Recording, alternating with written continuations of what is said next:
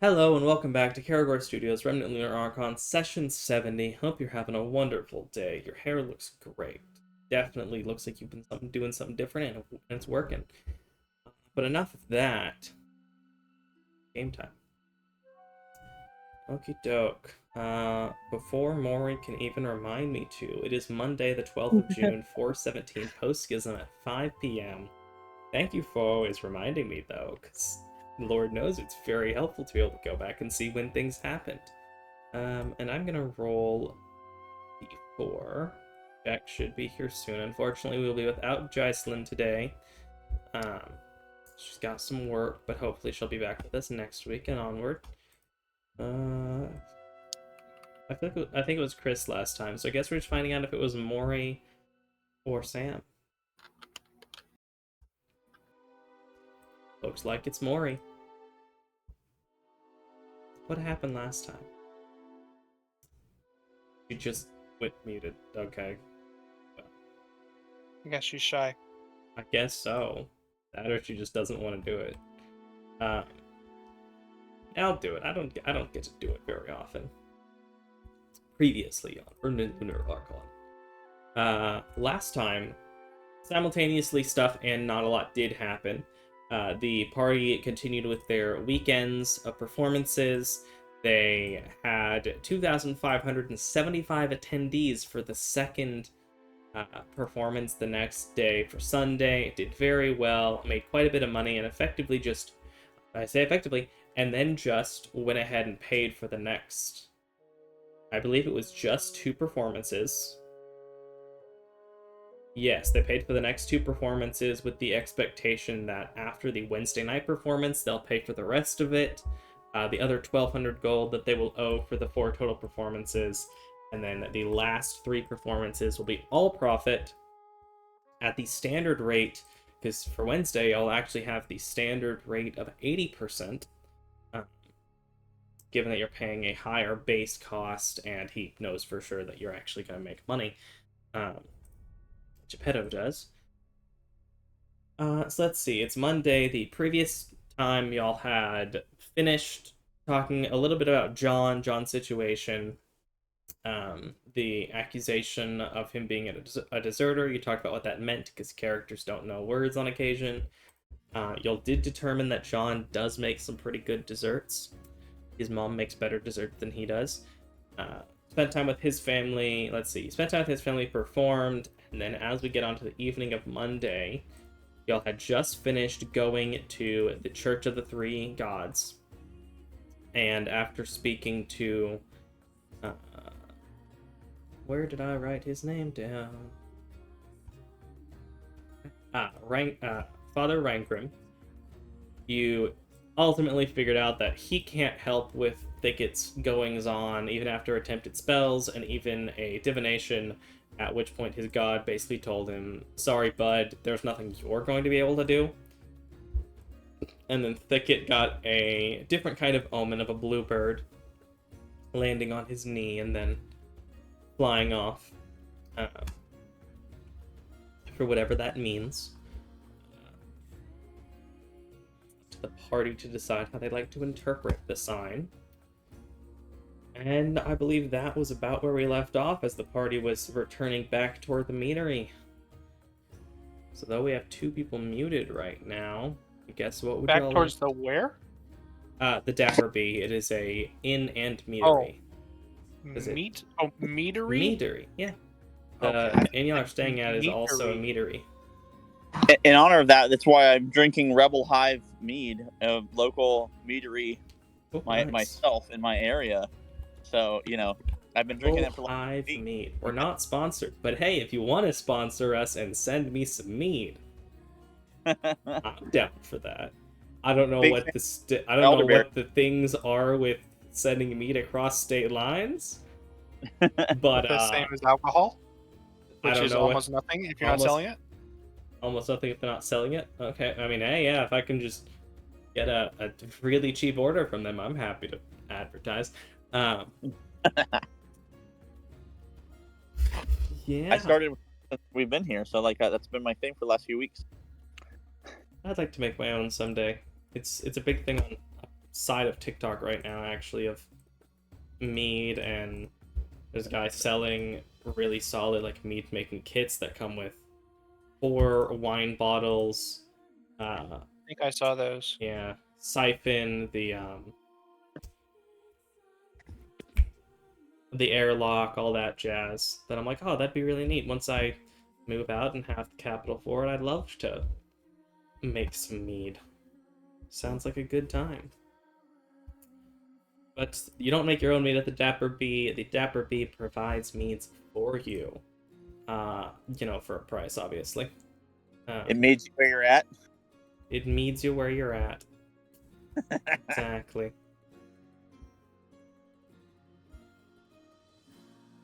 Oh, what's the plan? What would the party like to do?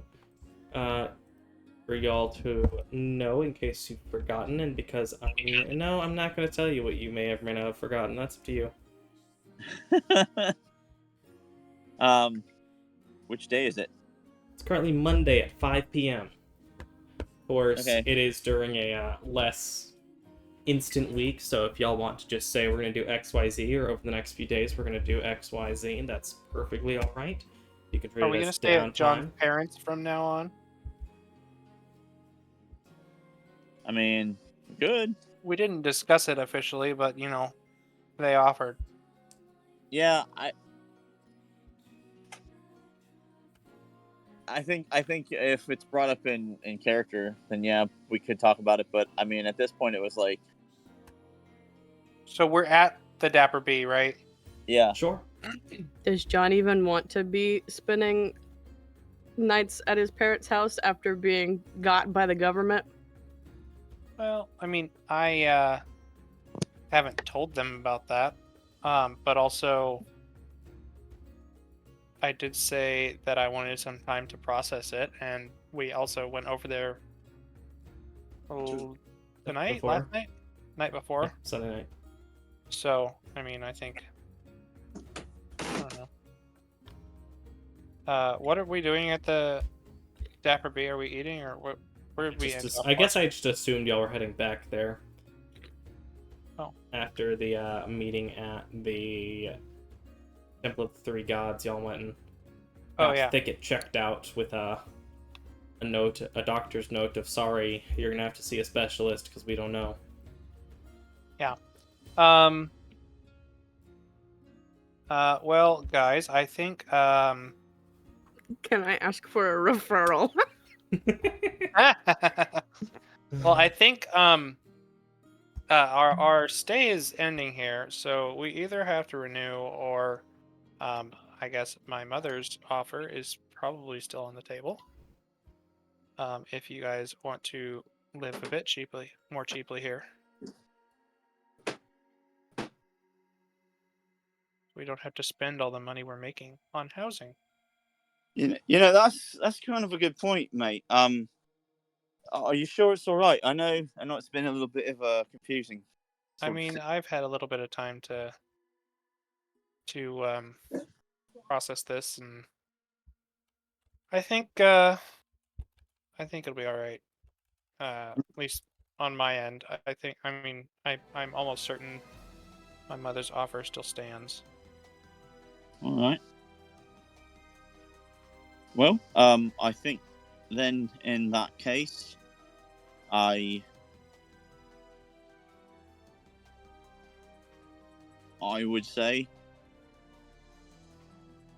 honestly, it makes the most sense if you're going to be on, town or city arrest, and you make yourself more easily locatable. That shows compliance and willing to submit and whatnot, and maybe that will help when the time comes. I think the angle might be, I mean, it's up to you. You got to make your own choices, but I think the best way to go about this is to explain that you assume they're already giving you up for dead, and you didn't want to cause any problems. People might be mad at the military for hiring you for failing, or people who had lost you and thought that you were back, and then maybe they didn't want you to, there could be a whole lot of emotional turmoil and drama and all that. So, yeah, I don't know. Seems like, it could be something. Yeah. I say, yeah, if the offer's still on the table, let's take advantage of that while we can. Not that we're taking advantage of my parents, but like, you know what I mean? Like, Yeah, I understand. we're here, might as well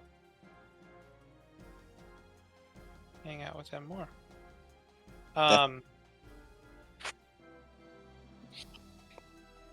So do we want to go tell the who is it, like the shop owner, that we won't be continuing our residence?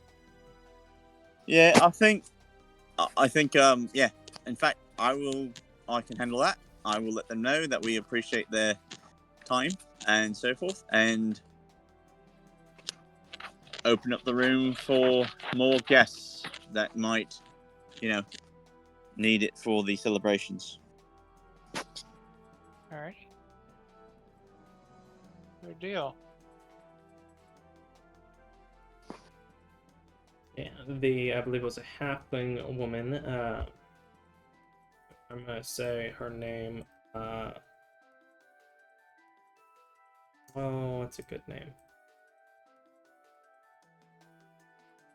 Didn't write down her name. No, I definitely did not. We're gonna say it's Kata. Kata.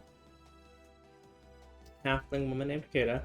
You'd be able to talk to her, and after verifying what room you were in, she would be perfectly happy she's just fine taking off the list, appreciates the compliments, and you'd be able to get the stuff out of your room, because I don't know if y'all would have left things in your room. You also would retrieve Gambit, who looks like he's getting a slight cold. Oh, that's terrible news, mate. Yeah. Maybe John's mom can Think patch of you the up. first adventurer to ever get a cold. No, I mean it happens to everyone, right? Yeah, but you never hear about it, you know? I suppose not. Yeah, it's not really the heroic story, And then they caught the great flu of 07 or whatever. Exactly. Yeah, but smoothing things along, you'd be able to go over, and John's parents would happily bring you in. They do have a guest room that was previously just John's room. When he had lived there. Granted, even when he was back in Vacuo, he didn't live there. He lived at the army base for the portion of his career that was there.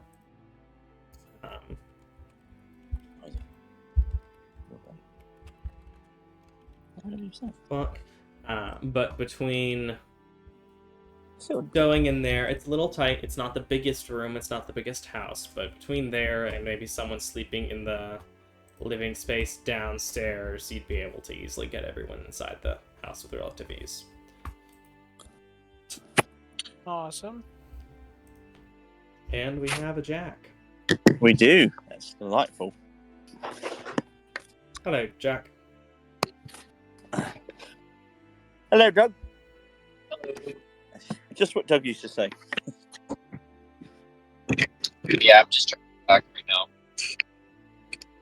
Sure, that definitely could understand what you just said. I said I'm driving back right now. Fair enough. Okay. As far as I was just gonna say, as far as things to remember, I think that we were doing something. We were meeting again for some research. Simeon? I think maybe Simeon, but it was to try to look up information about calcite and the possible, quote unquote, witches to the north or whatever. Oh yeah. That's about the only thing I can remember. I don't know if that's accurate or not, Micah. Who knows? Fantastic. All right. Let's think it. Remember? What? What was the question? I don't remember. I don't have written down if we made a meeting with Simeon.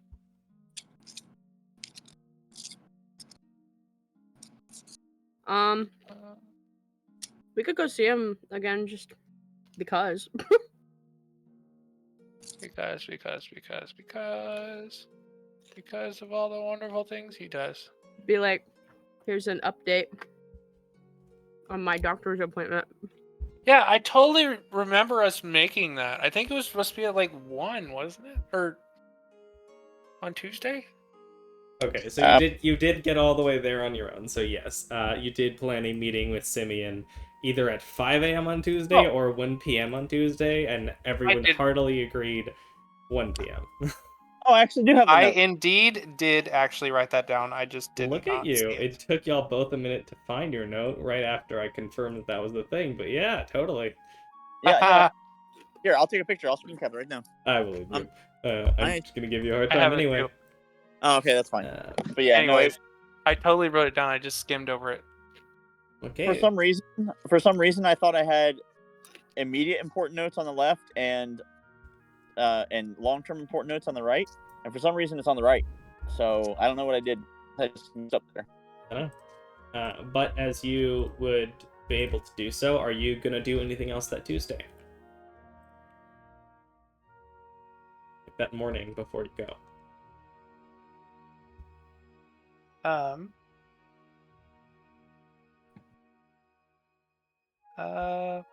I want to see if Jean has time in the next week to work on that dagger, or rather converting that dagger to something more, less deadly. Anytime you want. I own the place after all. We can just go in.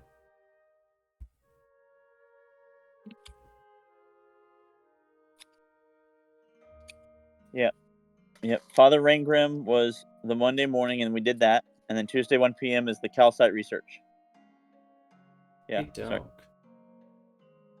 Good deal. Assuming you don't have anything you'd like to get done on that morning before you go, you would eventually, after breakfast, and Jane would offer you lunch and any meals you'd like, or snacks, or anything else. She appears to be baking and cooking quite a bit, which I don't think it takes an intelligence check. You know, you grew up with her. Your mom stress bakes. Whenever anything big happens, or there are things she's excited, sad, or just emotion, baking, cooking, food, all the food. And it appears she's doing that at the moment. Can I do like an investigation or something to see like if their like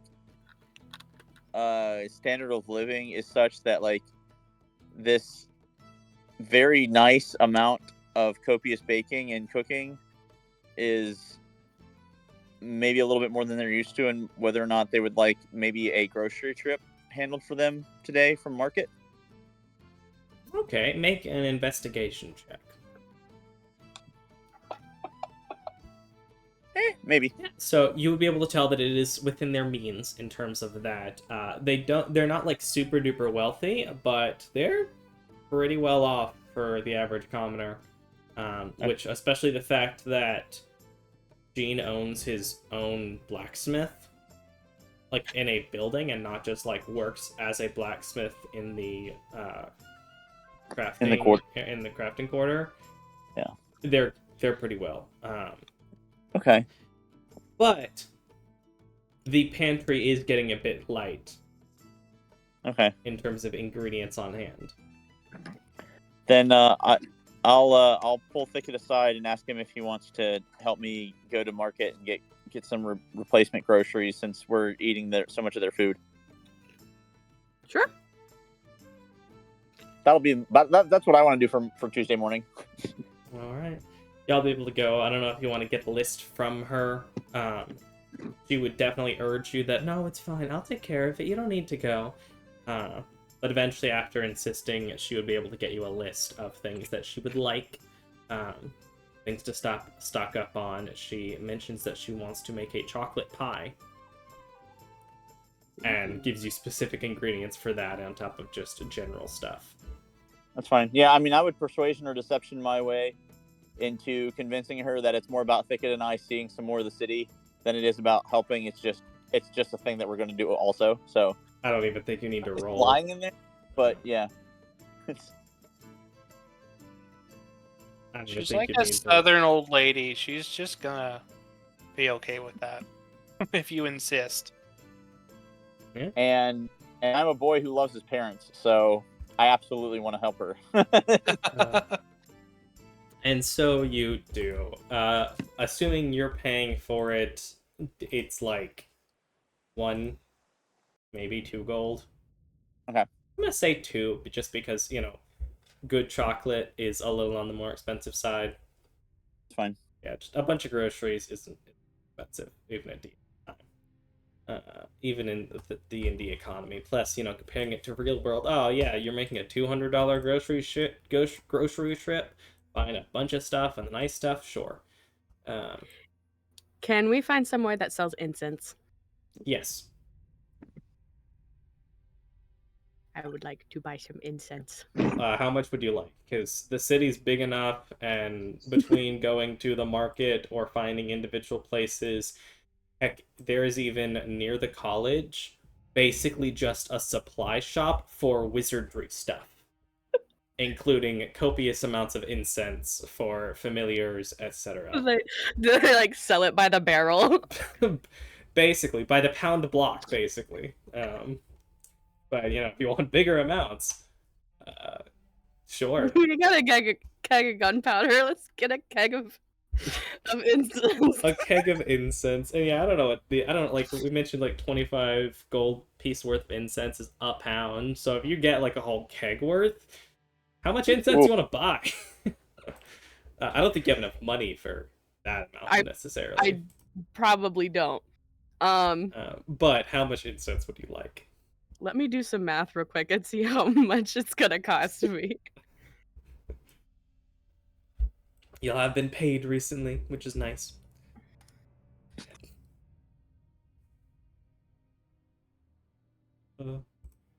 Yeah, but especially like that type of stuff, no, you could just do it. In the same vein, like if anyone wants to buy spell scrolls, there are a couple of different spell shops, including the Quip and Quill, which I think I sent in the chat, of like the prices for spell scrolls of up to 5th level in wizard spells and 3rd level for druid, cleric, and bard spells. That apparently the guy that runs it basically just like hires the college students to just make the scrolls on the side for him to sell. Grand. Yeah. Is there anything expensive that we're saving up for to buy? I want to get those earring things from Astoria. How much do those cost? It's going to be 800. But I can 800 gold? Yeah, but it's for all 6, and so we'll each have one, and then we'll have a bonus one that we can give to either Maverick when he returns to us after his tutelage, or if someone else seems to be trustworthy, or who knows, we could give it to a benefactor. For all we know, the princess is going to invite us to our queen, I guess. It might invite us to a banquet, and then we're like, oh, this is delicious food. Oh, we're so happy to be here. And she's all like, you guys are the messengers. You are the best, and I totally want you to be my secret force in the world. And maybe she wants one. I don't know, but I can arrange something different with our next few payments from what I hope to earn over the next couple of performances to make it more affordable. So if that makes sense. Would me spending 175 gold pieces be overspending, for instance? I mean, what do you need it all for again? It's for one spell that you're casting multiple times, right? Yes, it's for divination.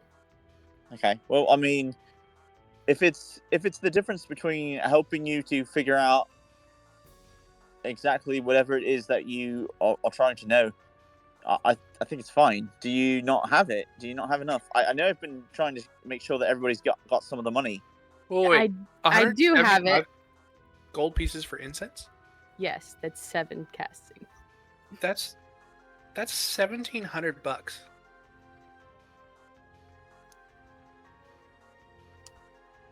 In real life money, sure, yeah. Yep. Yes, but That is finally, so much money for incense. It's the finally- only thing I buy. but finally, it's completely okay. For the first time in almost a year. Remember, our characters have been going for like what, 6 months, 4 months? What other stuff do they have at this magic shop? I'm sure that you've prepared a whole list of things. If you're, this type of magic shop that I'm talking about, basically anything that's a spell component up to like 1,000 gold pieces. Actually, Did you? what was Jack saying? Did you say they had scrolls? Yes, there is a place that you get scrolls. At some point, just out of curiosity, Doug is just going to ask about like scrolls that like no one particularly wants or buys or like uses. Just because like he's just curious and like wants to have one. Is there any spells that I have that require some sort of material component that I don't have? I have no idea. You You said you were looking for what kind of scrolls?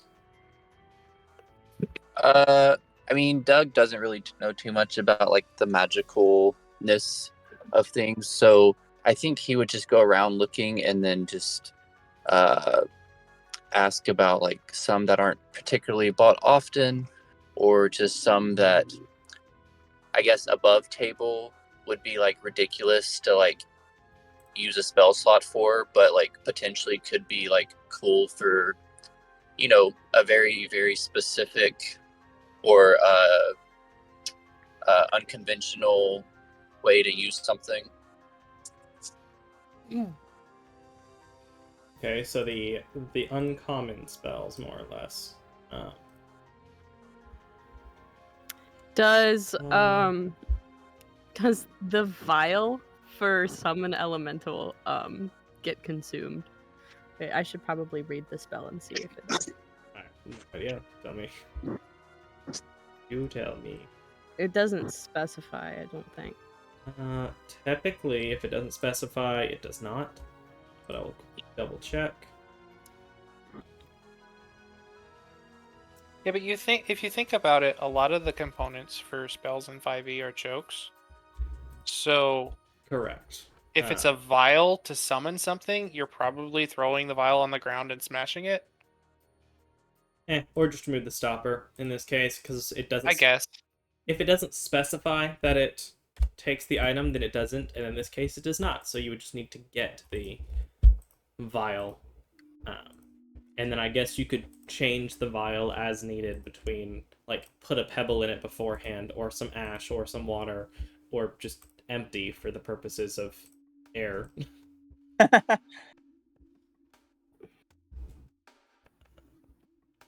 You could have like 4 separate ones, or like you could even have like, I don't know, you could start doing crazy things. Do they have? Is there anywhere that has like the ice elemental or like a lava elemental or anything like that? Because those would be fun. What do you mean? Oh, you mean like stat block wise? Yeah, like previous editions had things like lava elementals and ice elementals and storm elementals and stuff. So officially, I don't know how many more there are. However, when it comes to fan-made ones, there's a lot. Okay. Homebrew ones, like I just pulled up a thing that has a bunch of homebrew references, and you know, of course, there's like Ifriti and stuff on here as well. But then it's like fire, earth, Hades, corrupted fire elemental, acid elementals, blood elementals, earthstorm elementals, firefox elemental, frost elemental, ice, magnetic, mud, lightning, light, ocean, Radiant, Rock Slide, Storm, Venom Elementals. Why does Garon need another elemental? Don't you already have a Pokemon? Yeah, but a proper team has 6. So If they have a gold inlaid vial worth 400 gold pieces that I could get for summon elemental, Yes, you would be able to get that. I'd like to get one of those. Yeah. And we'll see how much money I have left to buy incense. So just for the record, you're wanting to buy a 400 gold one?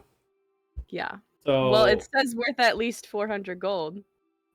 yes, It's I'm just looking specified. cash-wise. You have 324 gold, 13 platinum, 650 silver, 800 copper. Yeah, so wouldn't it take like all of my gold and like most of my platinum? Pretty much. If you want to use all your platinum first, up to you. If you want to use like all your gold first and then platinum to cover the rest, then you could use like 320 gold and then 8 of your platinum. Or if you did it the other way around, then you would do 270 gold and all of your platinum.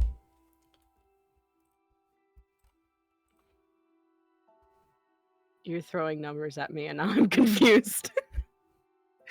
I just want to do my 300 gold pieces and 10 platinum. That's 400, right?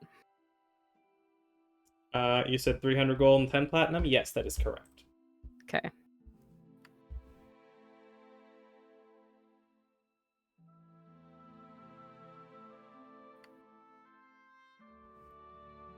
And Garan, yeah, I would say firefighting personally, just in terms of his style.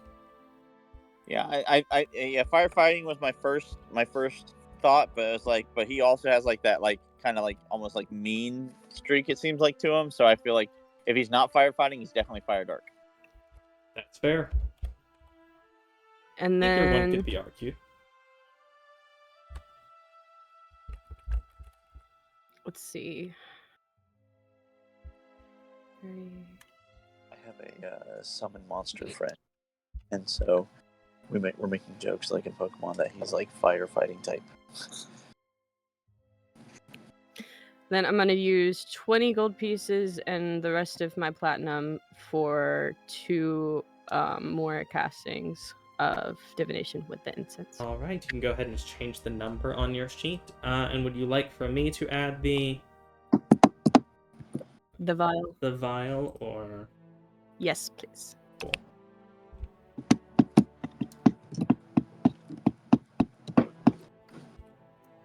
I will fix my incense. I think it'll be like, look, I match you now, Garon, because Garon has his vial. I am also interested. Isn't Garon's like a like bowl or something?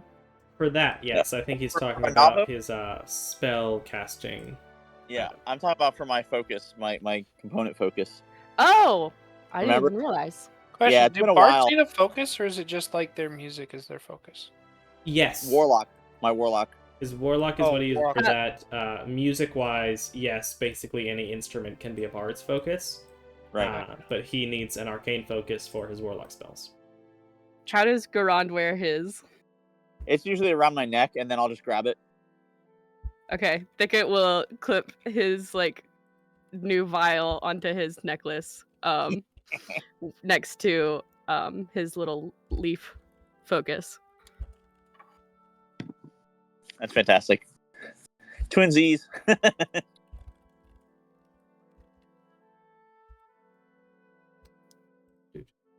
I am Like also sort of We'll interested Probably fill it with water. in spell scrolls, if there are any. Yes. What spells would you like? Anything bard, cleric, or druid up to 3rd level, and wizard up to 5th. And I believe it's in the character creation that I will go ahead and. I'm just going to pull out the player's handbook. Yeah, and there's the prices. I just linked to in the character creation. Cantrips Wizard. are 10 gold, first level are 60 gold, second 120, third 200, fourth 320, fifth 640. And back to Doug's question. Let's see. Things like Druidcraft are uncommon among most people. Hallowed Hands doesn't get used very often. Bard, Like I was cleric, or druid up to 3rd level, you said? Yes. thinking something, like not necessarily something that's dumb to have, but like something that could be like creatively used. So like I know like there's the joke of like the wand of like smiling or whatever, but it's like something along those lines. I don't have anything prepared for that, but if you come up with something that you'd like to try and get, that would be like cantrip level or first level or something, sure. Okay. But I don't have it prepped.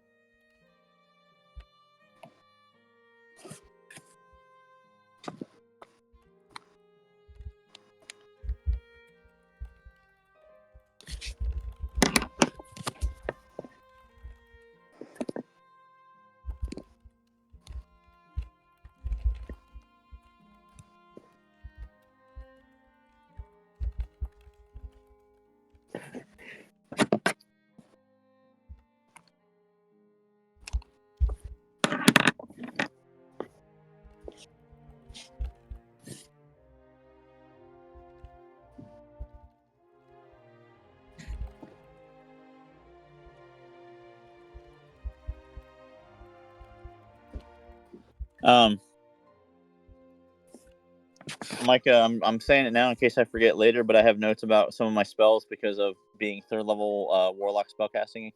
Alright, they need to be upgraded, basically. Yeah. Okie doke. I can work on those in a minute. That's fine. My whole person will target 2 people now instead of 1.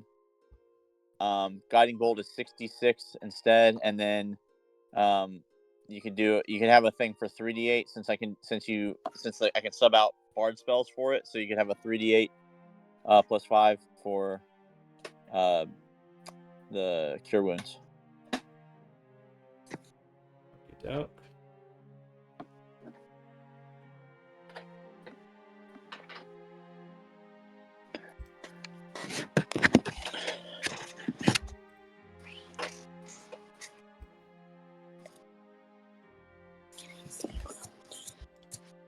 Alright, those 2 things in particular are added. Brine's more of a narrative thing, and the Phoenix Guardians are as they are at current level. Alright, there we go.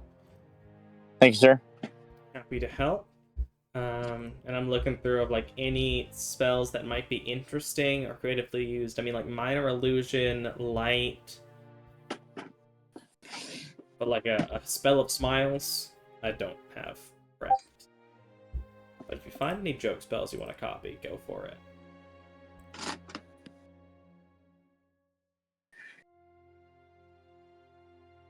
Do that other that would be BRB. Dope. Do you have any particular things you'd like to purchase yet, John, or are you gonna wait and as John purchase them throughout the week? Because y'all are gonna be here at least another 2 weeks at this point. Oh. I'm just saying if you want to research and figure out what you might like to buy and spend the money on, you can. Yeah, I might do that. There's no rush. I have no clue. There's so many spells to look at. Uh-huh. For the record, the standard spell rules we've been using for this campaign, though it hasn't come up very much for spell scrolls, is if it is a spell of your class that is a level you can cast, then you can do so just without any kind of check or anything. If it's higher, then you can use your ability score for that with a d20 roll. So in your case, it'd be a d20 plus your charisma, needing to get 10 plus the spell's level. If it is otherwise, then it will be an appropriate check, typically either like intelligence or wisdom, to be able to decipher and use a spell scroll that is not of a class you have, with similar rules. So, for example, to cast a wizard cantrip, if you're not a wizard, you would have to make a DC 10 intelligence check. Oh, okay.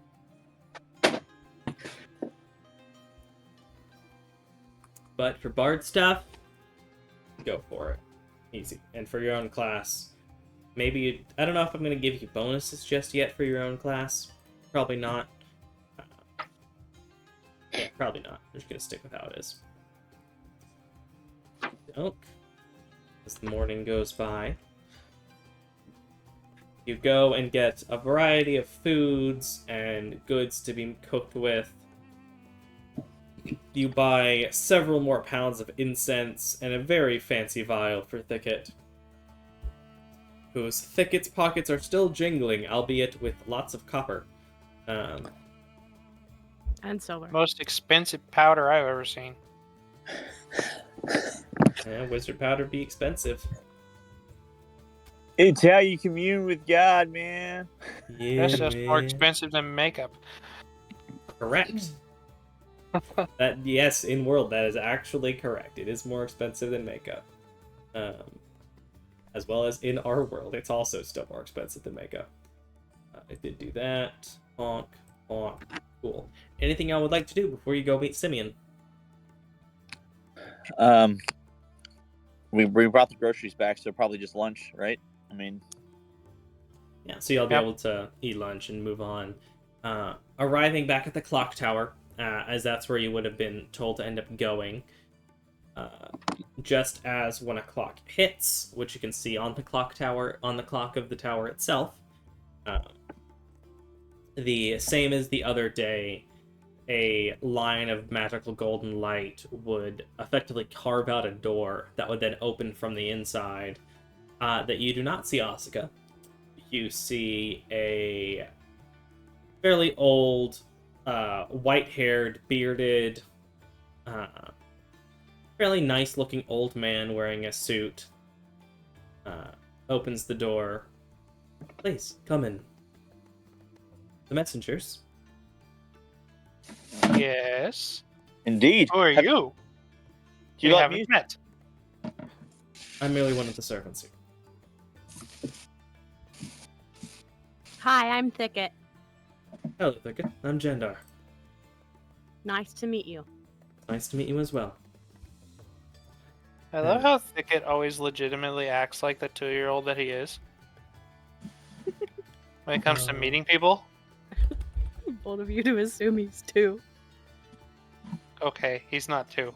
He's younger than that. He acts like a 2-year-old. I lost my list of which languages would make sense for D&D languages, so I can't pull an actual real-world set of words. Unless I can find it in the next 15 or so seconds. Which language are you trying to copy? I don't remember which one it was. I found a list of, like, here are real-world equivalents to D&D languages. No, I mean, which D&D language are you trying to copy? Gnome. Oh, I'm trying to remember what that one was. But he would walk you up. I think it was like Icelandic or something. I think something like that. But he would lead you up, and I think he would just do it himself. He would lead you onto the elevator and speak in Gnomish, and the elevator begins moving after the command, which you would notice it is the same command that Asuka gave before, and it would take you up to the above same room that you'd been in before with the long table, the various glass cages and such. Or not cages, but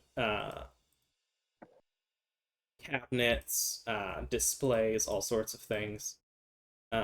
This time, whereas before there had been no windows until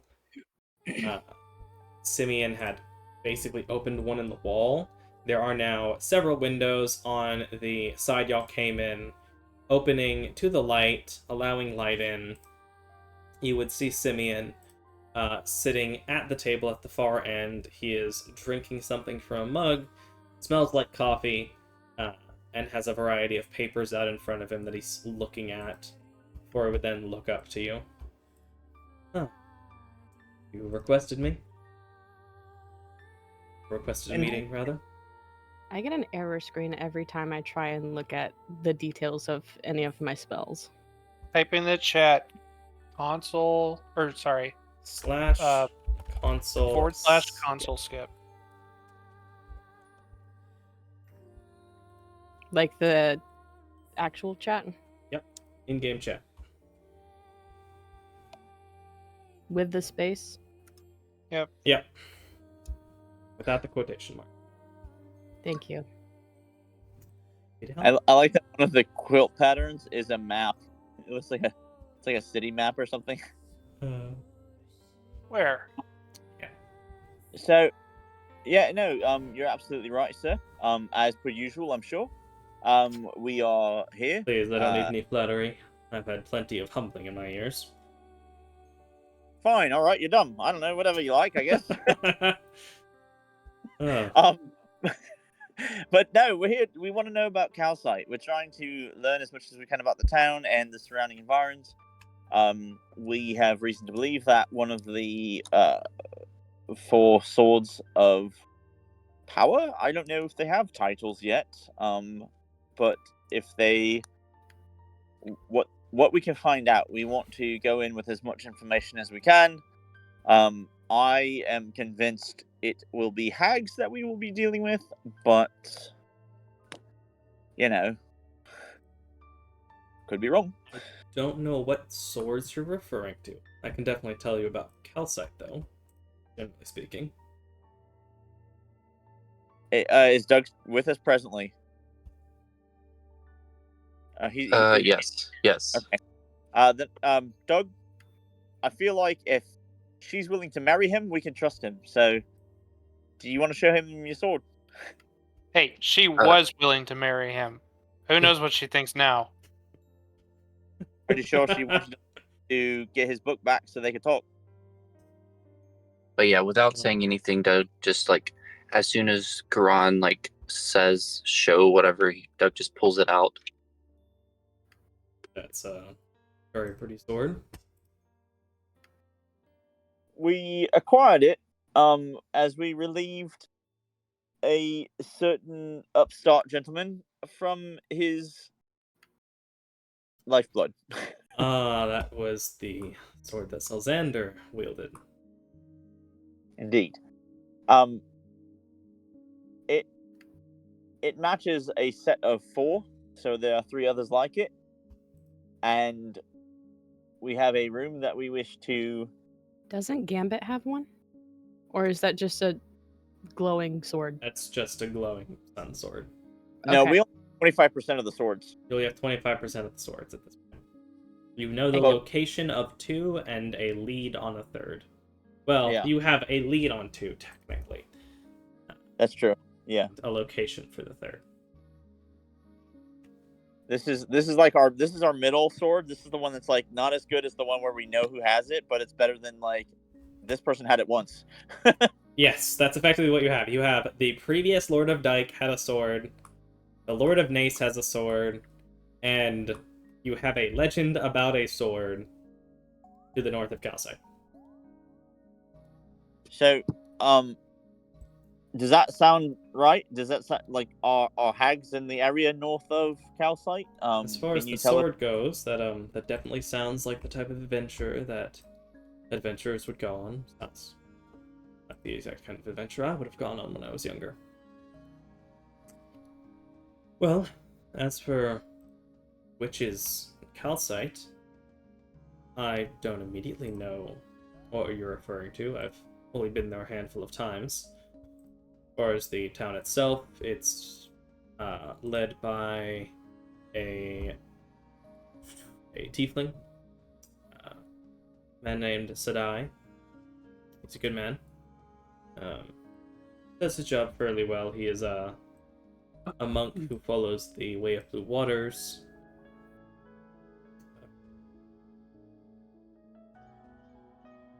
Cares for his Do you people. have any opinions on him? Does he? He's a good leader. He cares for his people. He was urged to take the lead in response to the attempted eradication of his temple there by the previous lord. He stepped up and defended it, and people didn't particularly care for the lord to begin with. And they begged Sadai to lead them. So he has. That sounds like good information. I look forward to visiting Houseite. He's a good man. Um, He's very much of the people. He's a bit of a friend of my wife. She is actually, I believe the plan is for her to teleport there first before coming back to Vacuo for the Lord's meeting. But she'll be bringing his entourage along with hers. then can I request through you that you might set up a ranger meeting with the messengers and him? If you'd like, it's possible. Most lords are quite busy during their time in town, but certainly between me and if I can persuade my wife too, we'll be able to put in a good word for you to meet with him whenever you get to Calcite. I can't guarantee he'll have the time while he's here. Right, that makes sense. Yeah. Most lords are pretty much fully booked up by the time they get here, between meetings with other lords, merchants, the queen. Right, now that makes sense. However, tell me more about these witches. Oh, yeah, you had a question about Sadai. No, just you don't know enough about the witches to really give us any information about that. Then I don't recall hearing anything about them, but if you tell me what you know, then I might be able to give some insight, at least. But tell me about the witches. I guess we would just share the story because we got it from like a storybook, right? Yes. So yeah, I think we still have that storybook. I think maybe Gambit does, but we'll say that since Gambit is Thicket. like come down with gold. Oh, Thicket has it? Yeah. Oh. It's book. Okay. I am the bookkeeper. Oh, I like that. Keeper of the books. Books.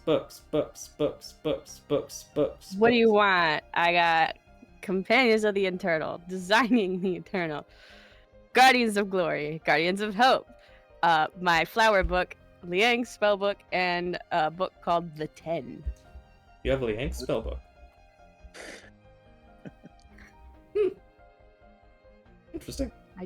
I do have Liang's spellbook. Very nice. I can't imagine he'll need it anymore. Is that too soon? Is that wrong? I don't know how to feel about that. You know, Wait, did you guys kill him or what? You know, No, Selxander killed him. yeah, And then we killed Selxander. I have to tell you, I actually like Liang more than I like Selxander. Like, Liang They put were up both more of a bad fight than guys. Selxander did. Interesting. Genuinely a bit surprised. Though, if his pride had anything to do with it, I imagine that was part of Selxander's mistakes, underestimating you. Liang, however, was far too paranoid to let that happen. However, the book, if you don't mind, I can quickly read through the story. Which one are we referring to? The one with the witches? I don't know which one that would be. DM, which one are we referring to? I don't know what's a what's memory in all check? these books, just off of the title. What's a memory check? I don't remember which book it was. It would be Guardians of Hope. Okay. I have their titles and nothing more. It's in the session highlights. It's one of the pin messages. Is the four Okay. books. I probably have that note somewhere, but I'm looking at like a new page just because I figured the city was going to need its own page. Oh, nice. It probably does, yes. Thicket gives over Guardians of Hope. He will find the page and quickly read through the story, taking a couple of short minutes. And would you like coffee in the meantime? This afternoon, I guess it's Yes. Jandar, if you please. Of course, sir. Do you know that you can put milk and sugar in coffee? I did. I knew so. I knew Thicket would bring that up. I don't do so myself, but I definitely know you can. Is that how you like to drink, little one? I don't remember if Thicket's tried it with milk and sugar or not. Yeah, he did. Yeah, you did. Okay. You Yes. drank it like how Ron I gave it to her, drank like it. gave it to him like that. So like when Garon gave Thicket the lavender one, it was with just milk. And then you found out that sugar could be put in. You put in sugar, and then all of a sudden you're like, "Oh, this is much better." Okay. Yeah. Yes. Thicket will answer yes. Jandar would bring more coffee and all the fixins. After reading through the story, well, definitely sounds like a legend. Based on the reading, I'd guess it's fairly old, so assuming these witches are still there, they are either its descendants of regular witches, sorcerers. However, if it's the same ones, and it looks to Garand, then I would believe you're on the right track. Based on the raid, a terrible deal, story ending poorly for him, I would imagine that the witches he made a deal with, if they are, well, they could be simply very vindictive and insightful witches, perhaps even disguised devils. But I would personally put my stock in on hags. Yeah, it just seems to fit. Like everything reminded me of like what I was taught. And you know, they're basically like dirty fae. You know, they're like the bad guy fae. You know, not the kind that like, oh, they just want to have fun with you and be playful and stuff like that. No, they always are trying to get one up on you. It's not just like, hey, I like you because you're fun. It's like, no, I like you because I can make you beholden to me. The Unseelie Court is quite evil by our metric, most definitely. And hags squarely fit within. As for the exact kind of hags, it's possible of a few different kinds. It's a swamp after all. It could be sea hags, green hags, even an anise, or several different kinds, if it is a full coven. As say witches. Yeah, that's kind of what I thought. I kind of was under the impression it was going to be a bit of a challenge, but honestly, I'm looking forward to it. What do you all know of hags? Oh, I've never really kind of went into that with them. I should kind of go with that.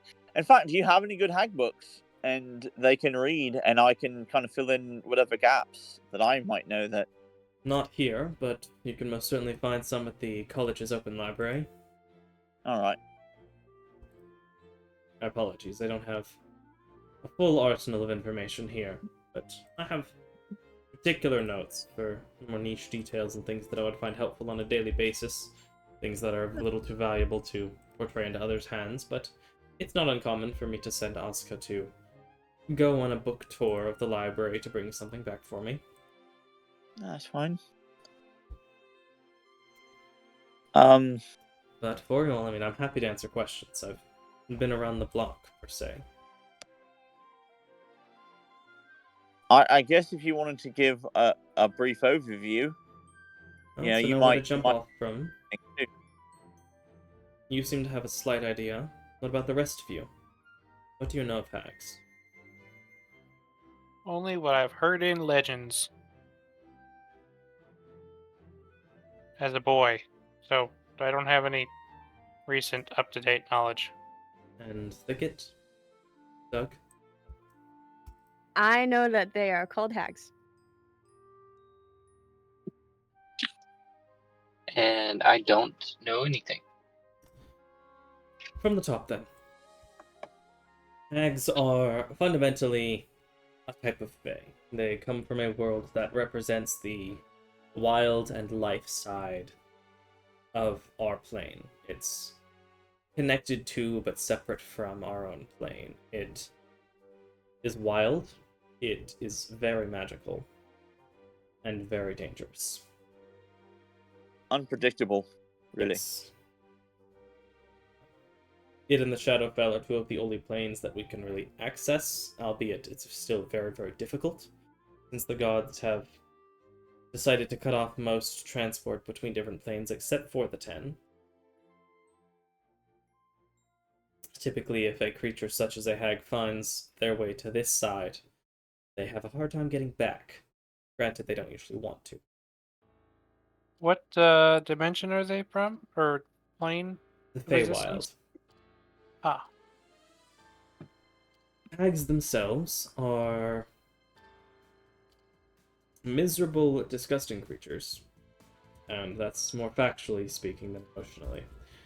They typically delight in causing pain to others, achieving their own goals and obsessions, and they,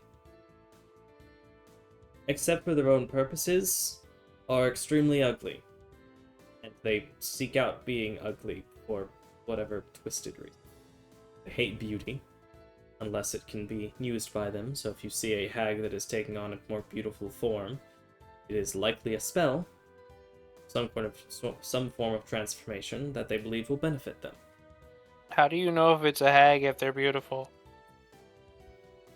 Typically when they offer you a deal for a soul or an eye, that's when you'll know for sure. Or by stories.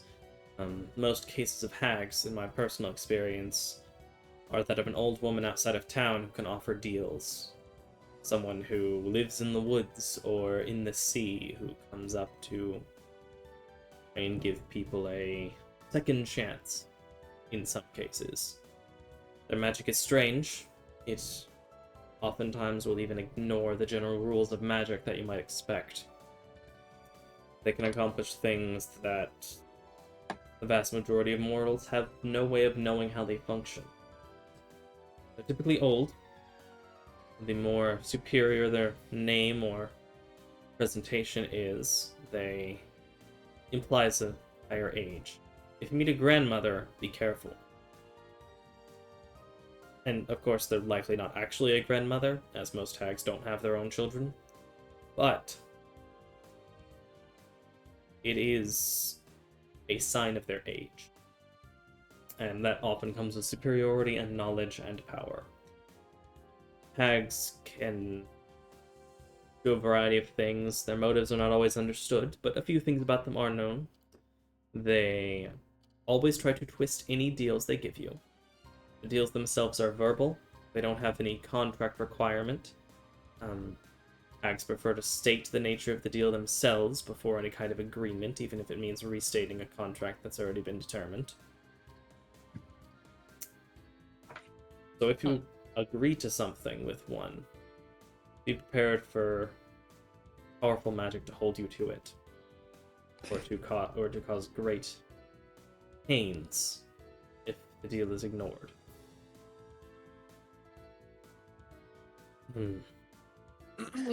Hags. Yeah, I would like a bad warlock pact, you know, like Yeah, it's even possible for them to have their own warlocks, albeit less common.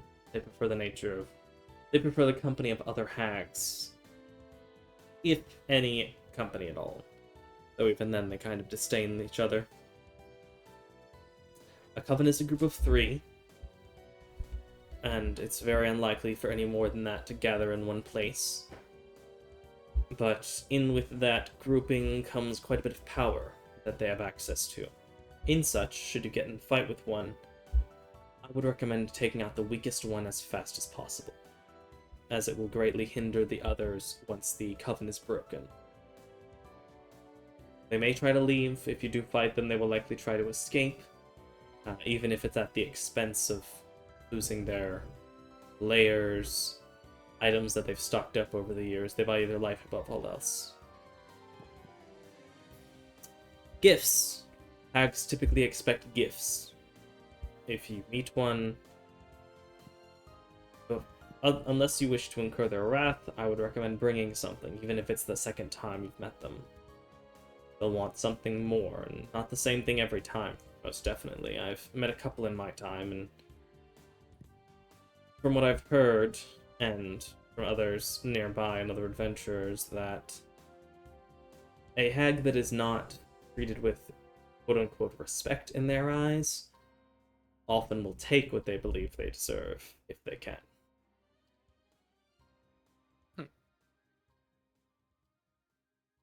If you wish to kill them, weakening them, trying to break the coven, or having them turn on each other can be very helpful. Be aware of what they are. They may have some, few, or even many... What's the word? Servants? Brutes that follow them. As well as, and this is perhaps the most difficult thing, they tend to be hard to find. They prefer to keep beings at arm's length if they believe them to be a threat. And so finding them will be the difficult part, especially if you let your intentions be known ahead of time. If you do choose to, instead of fighting them, make a deal, be very careful with the nature of the deal. They will try to twist it even when it sounds simple. Their magic tends to bind you, or whoever makes the deal, to the spirit of the contract. It only binds the hag to the letter of the agreement.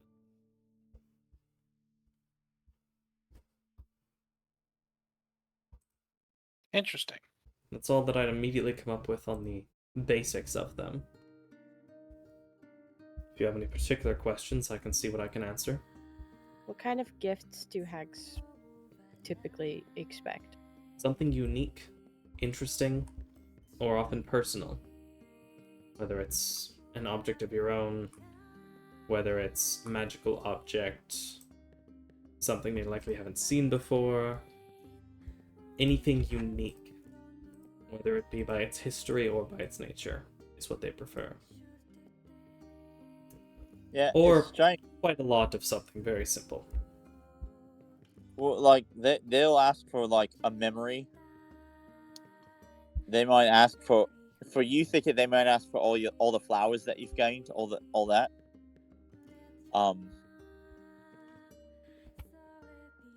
Often they won't ask. They'll wait and see if you give them enough and then ask for more. But they are relatively, I won't say fair, but they won't just keep asking and asking and asking for things. But if they're unsatisfied, they will imply that and give you a chance to sweeten the pot, as it were.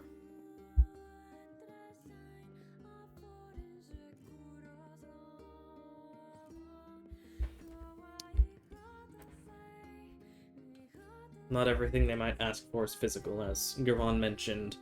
Memories, emotions even, are on the table.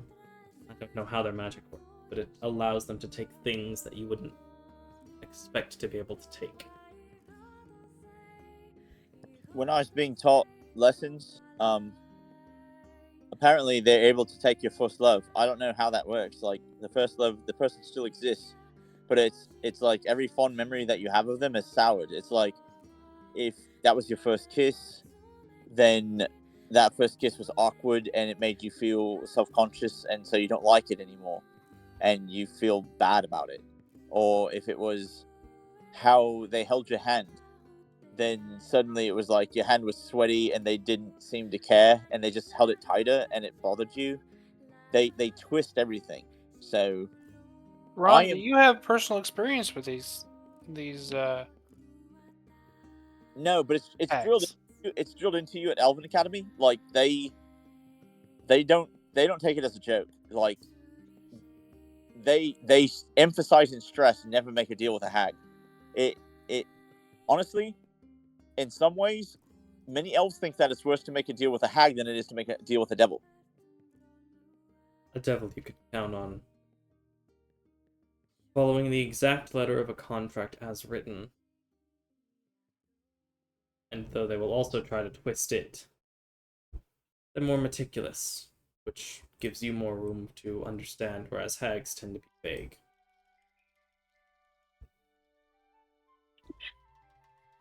So if there's such an issue with making deals with them, then if they have something where if they're being, you know, if they're being, I guess, in a way to where, why would people still have them around? Like, why don't people just do something about it rather than making deals and letting them get away with stuff? Maybe you've never been desperate, but that's what they count on. They count on the person who's desperate. They count on the person who thinks they have no other alternative. The only thing that they need is what they're lacking, and they give up everything for it. And that's where the hag thrives. They love misery and loss and pain. Exactly. As for getting rid of them, they're very good at getting away. Sasha, myself, and some others hunted one of the mountains off to the west, closer to the volcano, not too long ago. And by not too long ago, I mean, well, I guess it was a long time ago, especially by your standards. 45 years ago? We hunted down a bear hag that was there. It was very, very difficult to find her. Odds are, if the hags we're talking about are as old as they seem, they will do everything in their power to escape at any cost. Which could work in your favor if you can scare them off to get to the sword that you're looking for. Yeah, that's our goal. But I mean, just between all of us here, if I get the opportunity to kill one, I will. And I will absolutely pretend to make a deal with them in order to betray them. So just understand, like, it's been ingrained in me, destroy hags at all costs. So they're going to try to escape at all costs. I'm going to try to kill them at all costs. So I'm not willing to sacrifice any of you for it, but I am willing to sacrifice myself if it means I take one of them with me.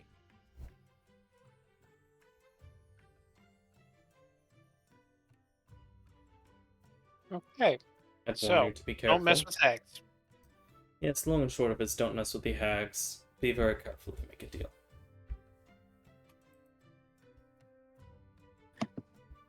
Is there anything about Calcite that would maybe ingratiate us towards this mighty monk of heroes?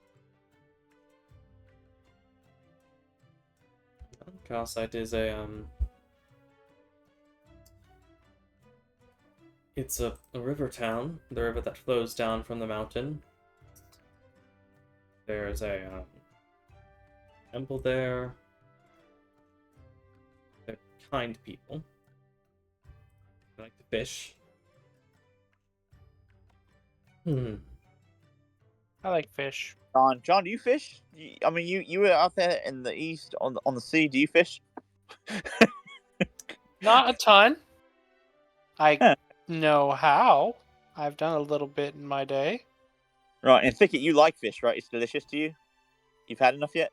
I can't remember. It's been a while. Yeah. Right. Well, we like to eat fish, so that's good. We'll buy some fish.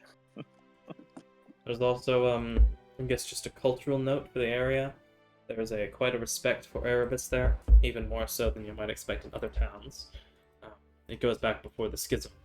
Supposedly, near the peak of the mountain to the west of Calcite, there is a valley near the peak, or landing almost, that has a large lake that is supposedly the place where Erebus would often meet with mortals in his avatar form before the schism.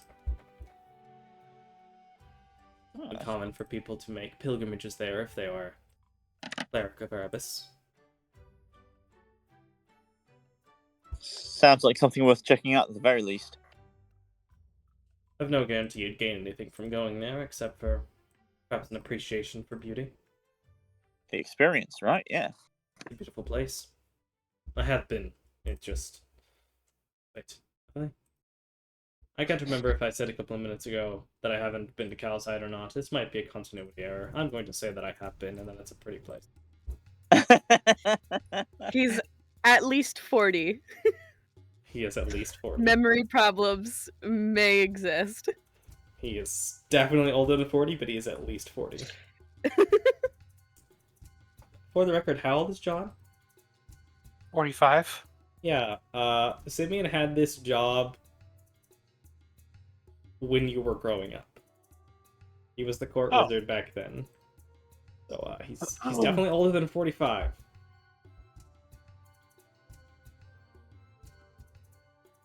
That's nice. Well, are there any other questions I can answer for you all?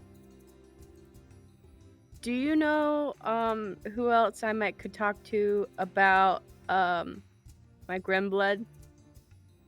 I'm sorry, but I don't. Did the meeting not go well with Rangrim? Didn't really learn anything.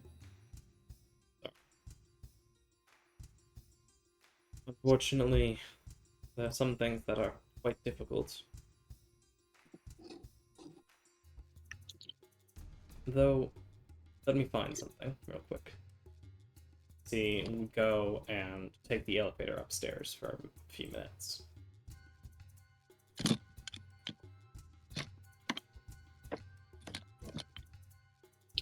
So this might be a dumb question, but did he ever say how he caught the first hag?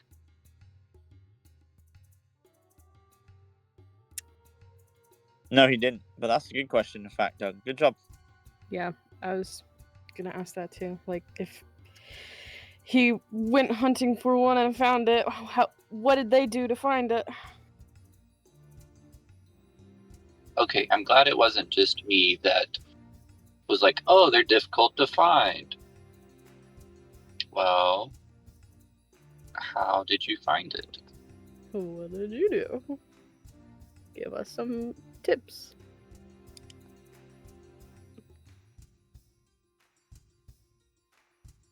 Yeah, he could be talking in a general way, because they often mask or disguise their area, making it look more pleasant than it actually is,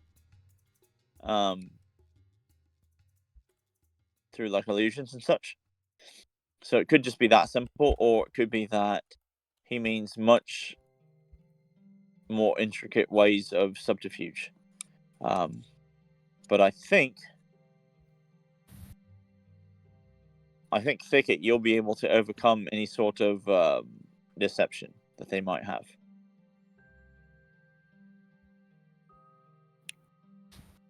I have planar detection.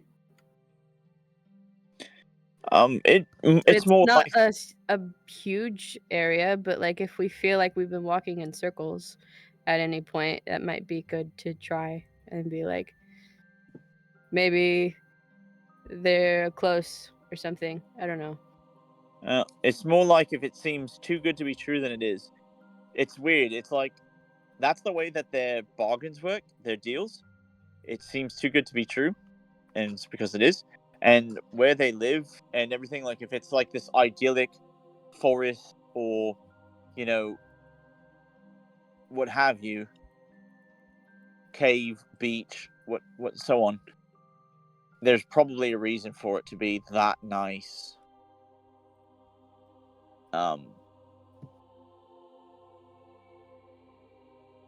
So whether, like I said, whether it's the fact that they're just really good at masking the area through illusory magic, through their connection with the Feywild, or whether he means that they stay exceptionally underground. Obviously we don't know everything, where I'm from, so I'm not going to pretend that I do, but everything that we have recorded suggests that they try to make everything look as inviting as possible so that you feel safer and you lower your guard. You know, what they call, you know, good cop, bad cop.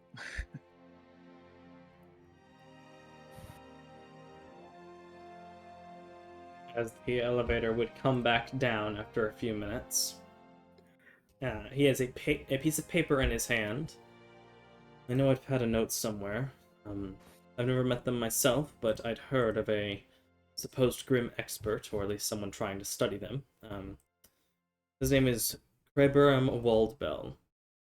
He's a dwarf in Nace, last I heard. I believe he may have some connection to Sonata Tatsui. I know he's been interested in Grim as well, as we've had conversations on the topic. But this is the person that he mentioned, as he said that this person was doing research for him. RWBY, as he would hand a piece of paper to Thicket as he walks by. Nice. Has Asuka met with him? She has not. I haven't sent her there. We probably should have, in hindsight. If you don't mind sending a message when you're close to that location, I would appreciate being able to send her to you. No, that could work out. Your research. Did you know that the Dream Lord happens to have one of the swords? I did not. So that may be of use to everybody. It's very possible. Gods know Asuka. But she doesn't say it very often, does enjoy a fight.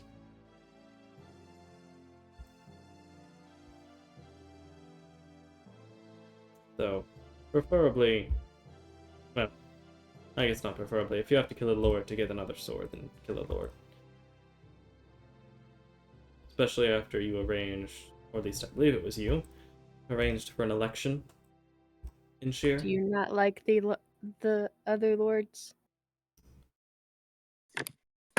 I like some of the lords, but it's the nature of the country. It's anytime someone becomes a lord, they are accepting that an insurgent may attack, but they will have to guard the position as much as lead the people itself, or themselves. And so, I've, over the years, seen lords come and go. It's not uncommon for one to be killed and replaced. I suppose if it's necessary, then you have to do what you have to do. Why are you gathering these swords?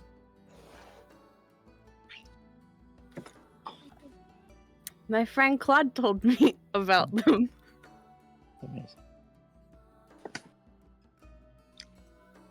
Is that why we're doing it? Just because Claude told us? Or told the No. party? Oh. I mean, I don't know. No one's ever actually told me why we're gathering swords. so our story's sort of strange, right? We keep being kind of guided along the way into something, and every time that we do, we also help. So it just seems like it's the right path for us. It all started when we got invitations to come to this celebration that we're about to attend, which makes me think or wonder if maybe either you, Simeon, are somehow involved, or Yep. perhaps the Queen. The first letter that we got was to go to Feldspar and like Keenite. help Keenite. Thank you. Yeah. And like, I think I have it written down actually. I think you might still have it. The first letter that we got says, "I hope this letter finds you in good health and good spirits, but also with a desire to do good and aid those who need you. You have been chosen by divine advisement to partake in a quest of great importance for the city of Kenite. Your presence is requested before wise Lord Udrathel, Lord of Kenite, bearer of the 3 stars of Saint Vernash. Should you have any concerns about this mission, worry not, for you will be rewarded quite handsomely for your skills. You are expected before March 25th. Should you not arrive before the expected time, we will assume you have met troubles on the road and send members of the Order of the 4 Spirits to retrieve you. With all honors, Reverend Josiah Bellathor. Reverend. Huh. I suppose it makes sense it would ask God for who to bring in.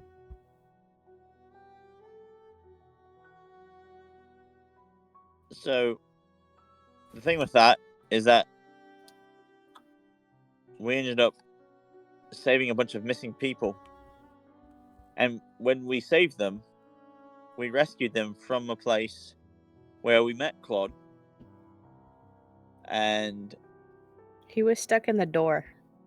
he was guarding these effective large keyholes that only the sword can open. And There was something in Draconic about like a divine spear. Interesting. something that had to do with either the schism or the grim or both. Claude's a little fuzzy on some of it because he has been guarding it for a long time. Is he He's a Right. magic gemstone. He's a gemstone. Oh, He's a magic gemstone. He's like an ironstone or something. interesting. And currently he's being made into a real boy, sort of. A machine, a robot.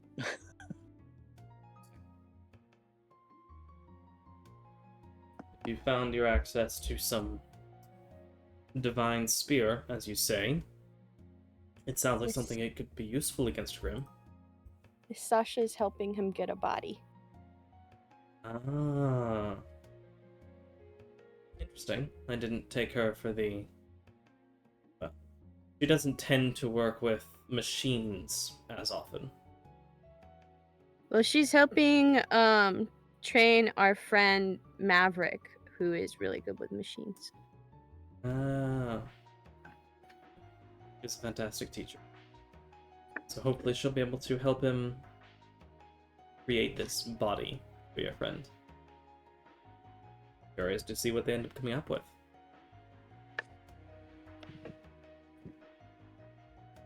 Well, the point in all that is that every time that we find a new clue, we also get guidance to the next thing. And so, both for you and for you, John, our hope is that in so serving whatever this force is that does seem to want to us for us to do good, we have found opportunity to do good. We're hoping that we can also, I guess, acquire the things that we want. I want to restore my parents to life if necessary, if they are dead, or I want to free them if they are captive, or to put them at rest, whatever the situation may be. I'd like to try to work that out. Everybody has their own things, and that's up to them to say. I'm actually still not sure why Doug is with us, but I'm thankful he is. So there's that. We've had many people come and go along the way, and early in the adventure, someone even lost their life in the process of all this. So it's been been quite a time already.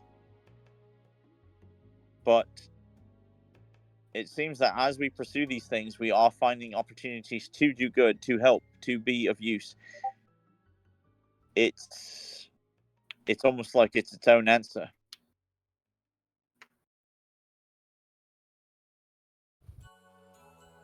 Path of the adventurer is fraught with difficulty, but displays many opportunities to help others.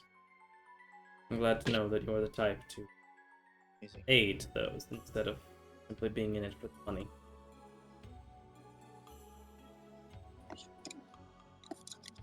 I'm just in it for the adventure. I haven't helped a whole lot of people yet, so.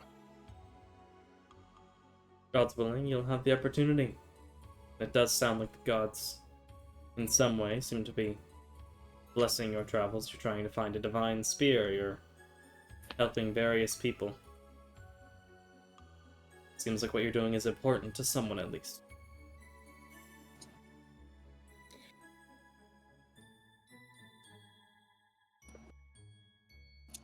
At the very least, it's important to Asuka. Do you know anything about prophecies of the apocalypse?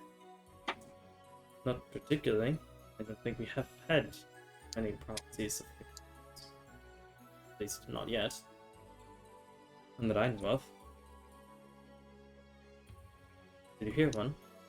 Well, there is just some like very doom and gloom wording with the draconic in that keyhole room that I believe was referencing something about what's the god's name? The scary one who makes all the grim. Aeon? Yes.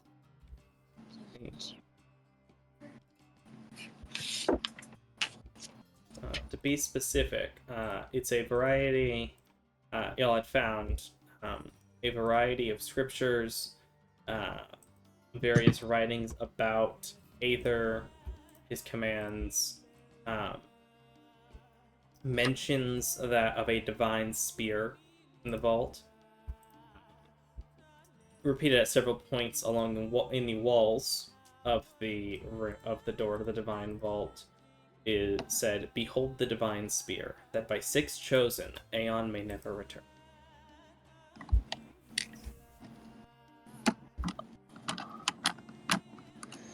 See, that's another thing. It was originally 6, and so we only have 5 now. So we may have to recruit, perhaps, Oscar. I don't know. Possible. I'm sure things will work themselves out. It's also a question of what the chosen means. Is that like... Yeah, we don't know if we're the clerics? chosen. Well, I have to be honest. At this point, I'm starting to become convinced. Between Decim sparing me and giving me power, helping to guide and manifest my magic, and Tria coming to listen to our song, I mean, that's 20%. That's not nothing. Interesting. I'm genuinely surprised that 2 of the 10 have taken interest in you. It's possible. You have greater eyes on you than you even expect.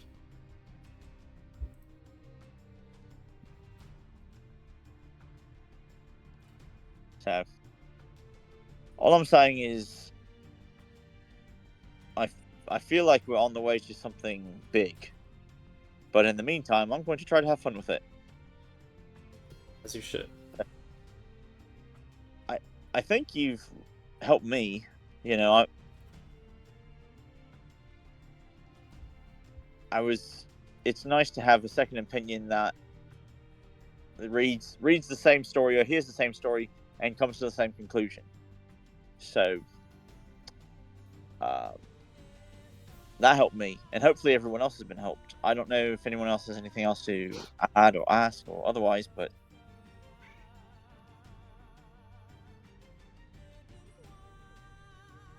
Doug, do you have any thoughts? I know you were thinking about how did he find the hag. That was your idea. Well, currently, I'm thinking about what you just said, and come to think of it, I don't think I've ever had as many weapons as these, or any magical weapons at all before this, so maybe you are onto something.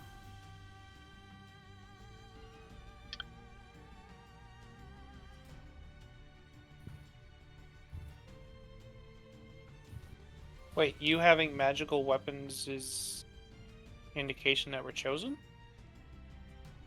Well, I mean, we found this sword in the stone, which I think is weird. And then there's these other swords that also have these abilities, which I think is weird.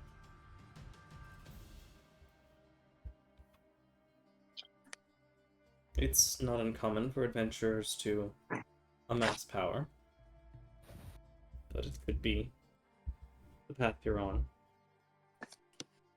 I'm just saying, like, all of the weapons I've had up to date were just, you hold them, you use them, you smash things. That's it.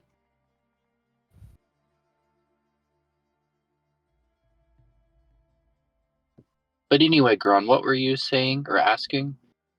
Well, you had the idea of how did he find in the first place the hag that is difficult to find. It was your idea. Oh, the question. Yeah. Technically speaking, it found us. We'd been looking for several days in the mountains. We'd found its hut, really hidden in the ice. And while we smashed some of the things there, trying to get its attention, as well as destroy anything terrible it had, we then were still unable to find it until a few days later when, after continuing to search around, we were then attacked by an entire pack of these white cliff cats.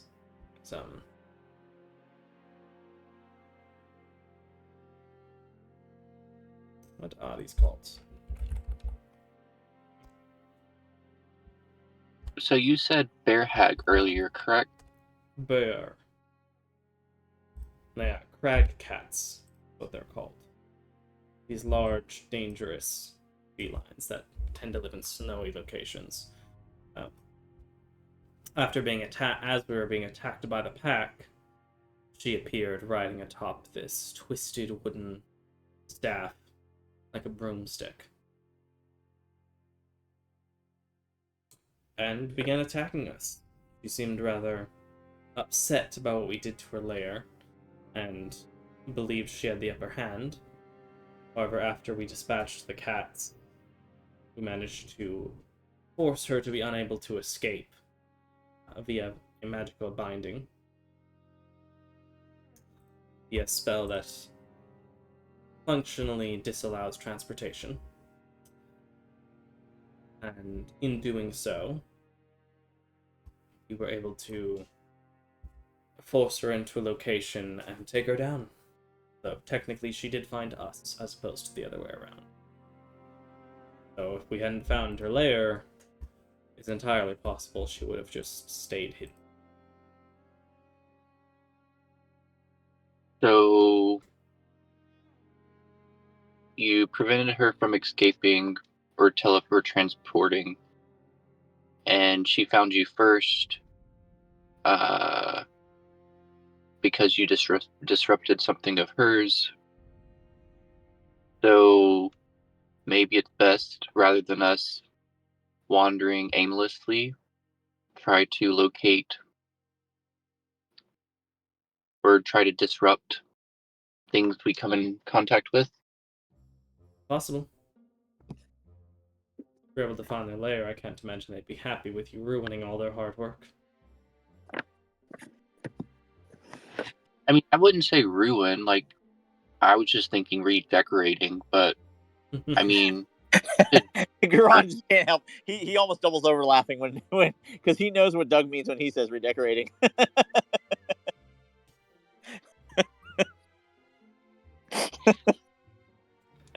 Ice and fire are my preferred methods of redecoration when it comes to this. Doug smash. Doug kind of looks at his bow and then at his delirium and is like, and kind of just like, I guess I do have ice and kind of fire.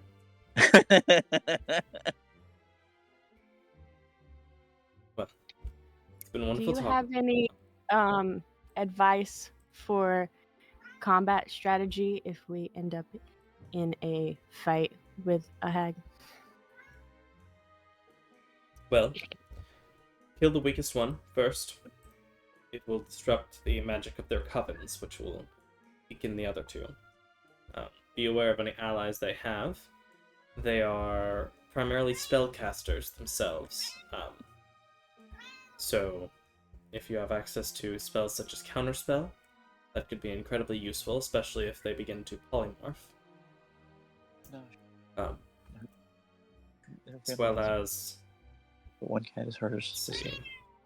With her and pretty much always wants to hang out with her. So there. What was I saying? Any preparations you can make against spellcasters would be good choices to make. Weapons that disrupt them, anything like that. It will not affect everything they do, as the strange magic they have access to sometimes bypasses the... such as an anti-magic field. Doesn't even register some of the magic they use. Correct me if I'm wrong, Simeon, but my understanding has been that silence still is a great way to affect them. And if that's true, then I know Doug and John, you guys were looking for scrolls. I would recommend silence scrolls. Silence is highly effective for spellcasters. It greatly restricts their access to various spells. And while that might also somewhat hinder us in a way, I think we have enough combat capability between us that it won't matter between thickets shifting and what you guys are teaching me in combat, what you both already know, Gambit's ability. I think that's one way to prepare ourselves. You can find any method to turn the hags against each other if you begin by talking to them. That could potentially be helpful. Infighting is quite effective. They typically disdain one another, even if they tolerate the use of a coven for their end goals.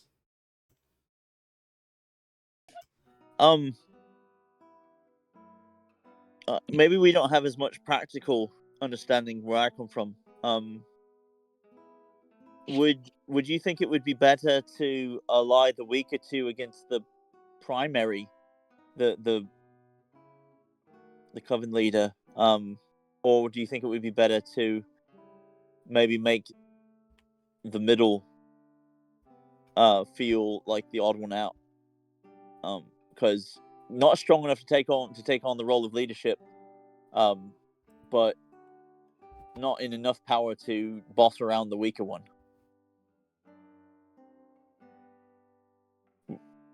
Which do you think might be more advantageous, or should we just be open to either possibility, or something else entirely? I would be open to the possibility based on the hags you find, as oftentimes covens will be relatively equal between the power. Maintain balance, they don't like being bossed around, so having a leader is unlikely. Oh, okay. Though one may be more powerful than the others, they may not be considered the leader. Okay. Okay. I think a lot of our knowledge didn't include as much coven information.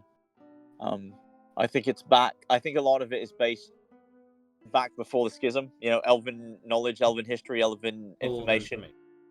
Right. It doesn't tend to change too often. You know, so It I is imagine that back when they had more free reign, they weren't as interested or maybe even as requiring of a coven. So they might have been more very isolated. possible.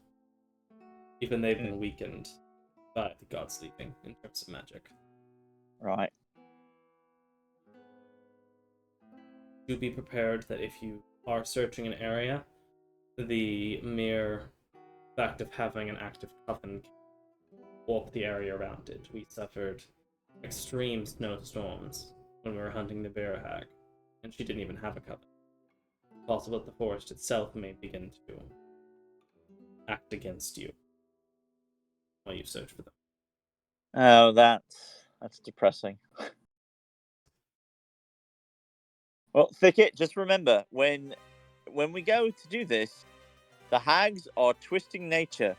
So let's make sure that we don't blame nature for it, but that we free nature from their clutches. Yeah? Sound good? Are you trying to give me incentives to go after the hag? I mean, Thicket can read him like a book at this point, so yes, that's absolutely what he's trying to do.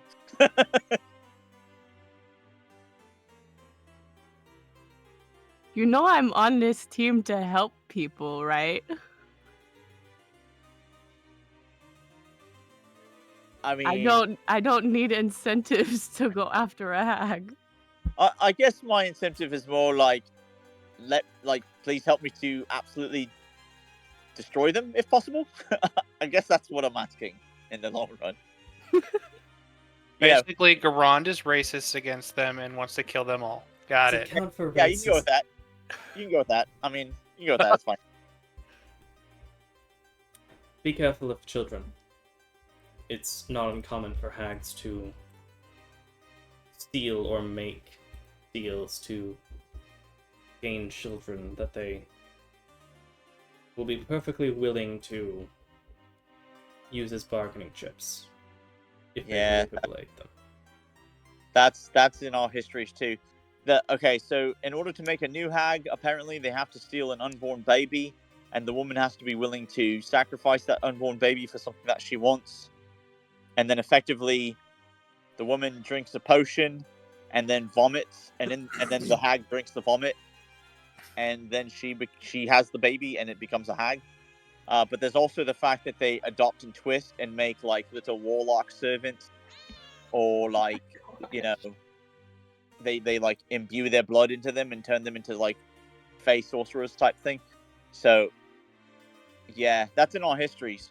So that's that. Thank you for bringing that up, Simeon, because yeah, it's disgusting, and again, just another reason why I want to absolutely destroy them if possible. So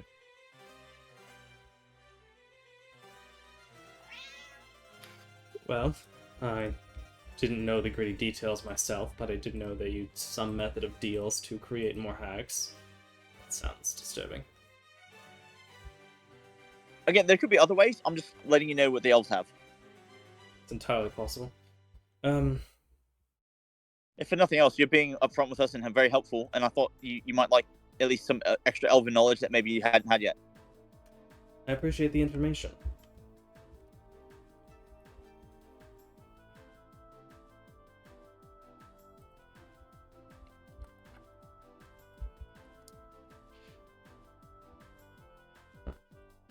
But yes, that's all the information that immediately comes to mind. Is there anything else I can help you with?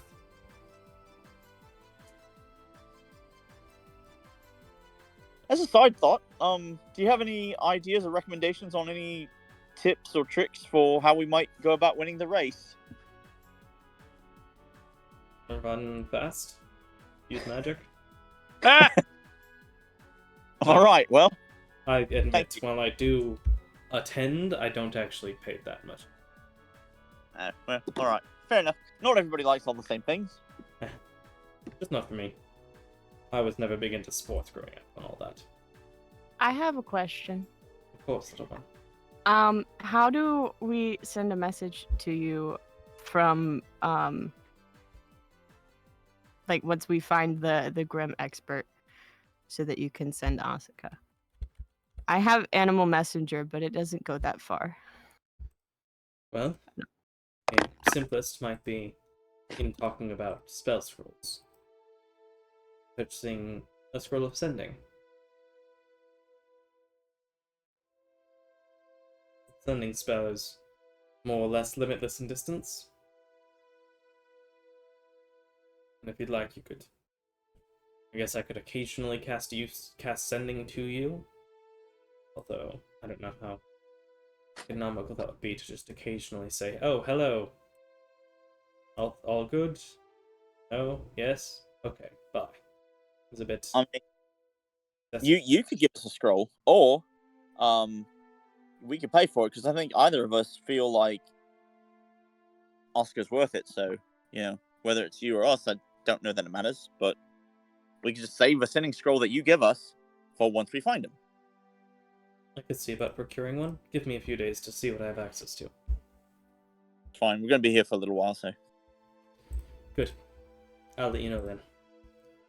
Ideally, if it happens that I'm able to procure one with relative ease and send it with you, I could. Though in that case, I would have to ask that you only use it for me. Of course. Using it on someone else and then asking for another one seems a bit unnecessary. No, that's ridiculous. Perfect. Unless you have anything else, I do need to get back to work. Right, thank you for your time. Does anyone? Doug? John? Anything? Can I get a cup of that coffee to go? Agenda? Of course, sir. And Wait. he will pour you another mug. Doug, we'll take a quick 5-minute break there before we finish up for the evening, but I do want to give the opportunity to go into the restroom or anything. Yeah. I'll be right back.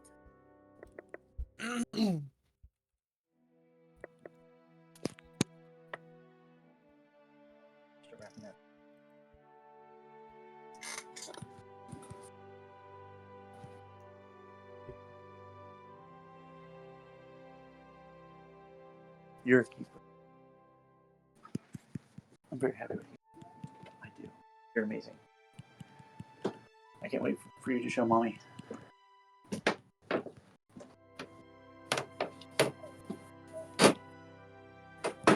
She's not still awake, kiddo. It's 10:30.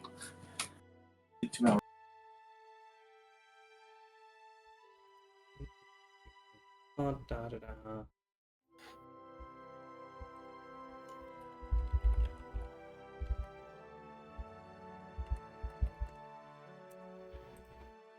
Okay. Curious about that.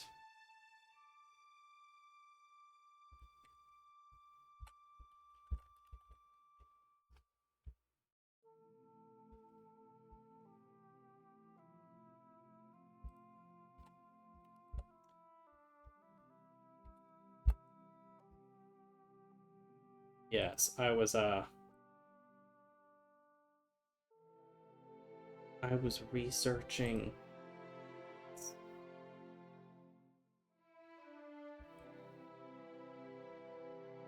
I could tell. The only experience I have with hags is in Baldur's Gate, and I got owned. Yeah.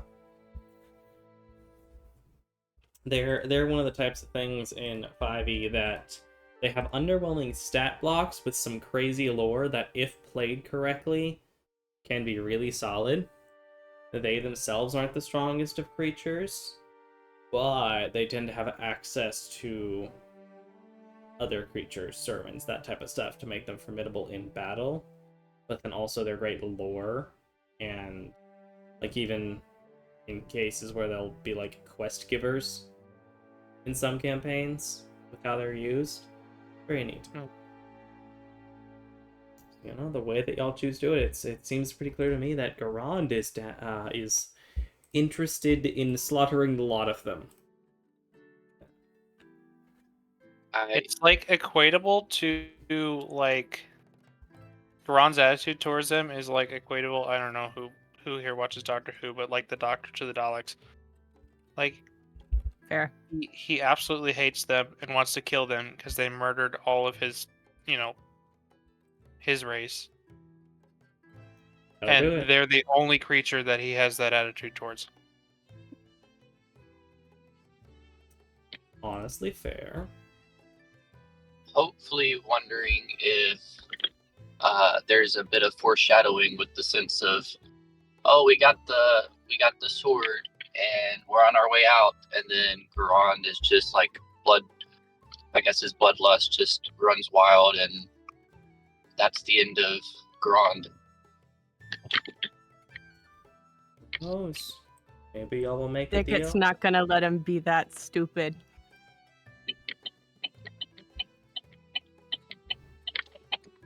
Jack, are you still in the car? Long story short, I was like, you know what? I'm craving a shake, so I got mine. Well, they were left. So I pull up and then ask, to get, and then they tell me, oh, well, you need to go around the other way. So I do, because there's only one line apparently. So then it takes forever to get it, but I finally got the shake. So also, Four. I did like eat and drink it in the car, like in the parking lot, because I didn't want to have to.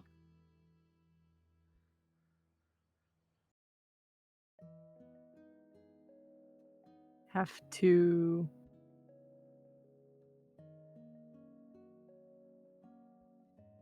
We lost him. He died. That's incredibly morbid.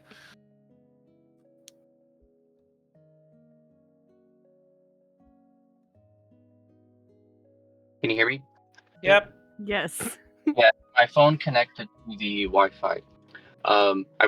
Yes, I was saying that I didn't want to have to wait till I got home to enjoy it, or make sure like it wasn't like fully melted by the time I got home. Smart plan.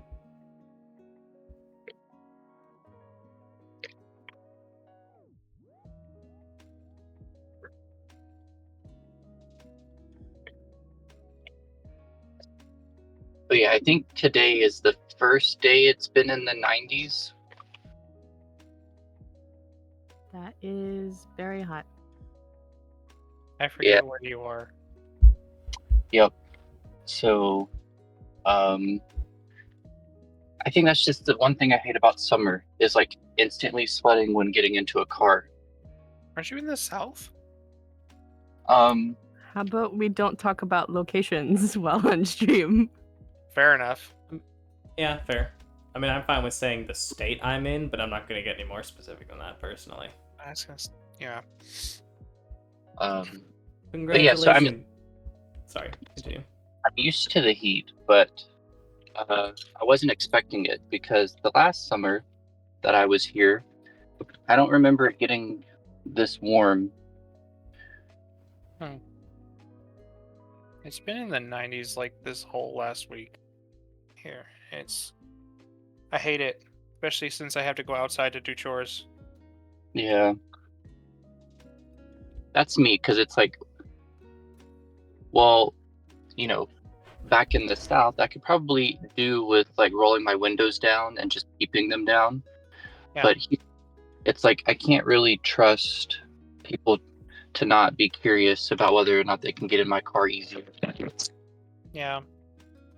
That's one thing I really like about my van is I have remote start now. Yeah. Also, I think like bugs are a huge issue here. So like, if I did have my windows cracked, I don't trust all of the insects to stay out. Oh yeah, I don't leave my windows cracked hardly ever because I have had wasps in the car before, and wasn't preferable. Yeah. That's terrifying. Oh yeah, it was. Especially since I am absolutely terrified of wasps. Oh goodness. Not fun. Don't make your stuff. But yeah, like wasps are attracted. Well, not all wasps, maybe, but at least some of them are attracted to like heat. So that's why generally, if you're in like a parking lot and you just park your car, why all the wasps just somehow like go straight towards you. Attracted to heat? Hmm. I've never Yeah. heard that. Because wasps actually don't have a huge heat tolerance. I don't know if it's necessarily the heat, but it's just something about like I guess no, I think it is heat. But yeah, like they just buzz around. Not that they necessarily enjoy being on your car, but I think they're if you're just idiots and they can get in, but they can't figure out how to get out. maybe Maybe Wasps they. are really just kind of stupid, to be honest. Well, I was gonna say maybe they could tell the difference between like sunlight heat versus like body heat of a creature, and so it's like I don't know. I don't think they can. Because wasps are like, I don't know if you know how dumb wasps are. If you put, so wasps are actually really territorial and like they won't make nests near other nests, like that aren't like the same colony. You could put up a crumpled up paper bag in a corner, and they would think it's a nest. well, that just might be eyesight. That's not necessarily. But I guess more what I'm saying is like maybe like Is that You know, wasps or hornets? Wasps. I mean, depends on what you mean by like the With the difference. fake nest thing. Hornets. That's wasps. I've I don't know. only I don't ever make heard much of that a about dis. hornets. I don't think I we don't have know if actual hornets here, they're, so I like, don't know. Similar in that regard or not. All I know is if I can keep wasps away from me, then I'm down. We mostly just have yellow jackets, and yellow jackets are pretty dumb. So Normally, if a bug flies toward me, I just tell it to go away, and half the time it just does. Mm. The other half the time it's a fly, and it just will not leave me alone. yeah.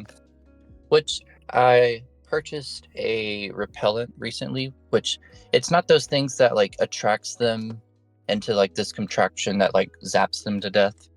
But it's Those one are of those. It's one of those like repellent ones that's supposed to work on more than just like mosquitoes or whatever. oh, And it seems to work. So like if I'm outside, like playing like volleyball or whatever, I'll just put it like in the middle of the court, and it just seems to work. Huh. Speaking of other things that work, I guess I don't really know where this segue was going. Definitely that. Let's see, what was his name? I literally just had the guy up. What's your name? Simeon. Simeon's working, and so the party continues on with the coffee. Flawless execution. Yep, thanks. I try. Anywho, it's 2 p.m. on a Tuesday. Where do you want to go? I don't know what you're referencing. 9 o'clock on a He Saturday. sings- Piano Man. Oh, the tune wasn't quite there. Sorry. You know, that's because I'm half tone deaf. It's the problem here. Oh, okay. Made it real difficult when I was learning piano. I could work with sheet music, but if you asked me to tell you what note it was, I was clueless. It's 2 p.m. on a Saturday. See, exactly. Da da da da. If da, it's da. Tuesday, in the middle of June. On a Tuesday, in the middle of June. The party goes somewhere else. Probably. Yeah, is there anything I would like to try to get done over the Tuesday before moving on to the Wednesday and your first 80% cash performance? Tuesday. Oh, I figured out. Well, I take that back. I kind of want to get at least a silence scroll. Okay.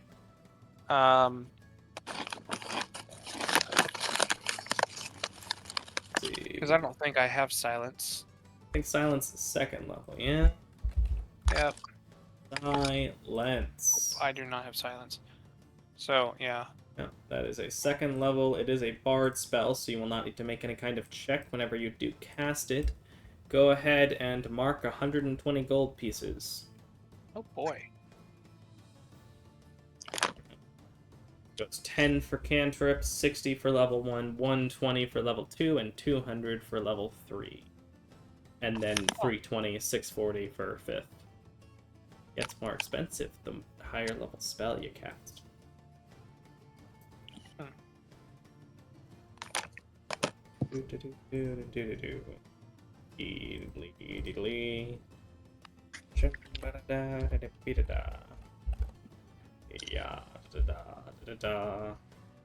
Oh, you have a scroll of silence on your sheet.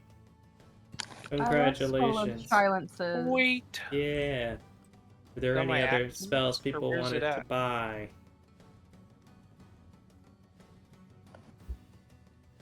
Where is the thing at? Is it on my actions? It's or on just your my inventory. Oh. I don't think it has an associated action, but we can add it if we need to. I'll just never remember it's in my inventory is all I'm saying. I'll remember for you. I'll be like, hey, now's a good time for that silence scroll. Okay. You'll be like, oh yeah, I do have that. Fair enough. Well, I'll probably remember it when we get to when I actually need to use it, so. That's the idea. Alright, any other scroll purchasing? Is there like a scroll for like mind protection? I mean, Or, like- yes. But, this guy doesn't sell it. It's, I mean, what kind of mind protection are you talking about? Like, I guess I don't know if it's necessarily like warding, but more of like I guess advantage rolls, or I guess advantage on like certain saves, like intelligence or like charisma, or like wisdom. Well, there's the Mind Blank spell. Trying to think of what else would protect you. Like I know like the was it the amulet of bravery? Yes, you do have the I think it's Or on the your thing- sheet. Actually, you have it in your inventory. The Guardian There's- emblem gives you advantage on saving throws against being frightened. There's protection from Nope, evil that's a and different good. thing. The Guardian emblem is a different thing. That I don't think you've actually used the Guardian emblem. You do actually have it. Guys, there's protection from evil and good That's for true. the purposes of fighting a hag, which is considered fey. The protection grants several benefits. Creatures of those types have disadvantage on attack rolls, i.e. the fey, against the target. The target also can't be charmed, frightened, or possessed by them. If the target is already charmed, frightened, or possessed by a creature, the target has advantage on any new saving throw against the relevant effect. I'd also like to note you have 10 uses of that in your inventory. I do.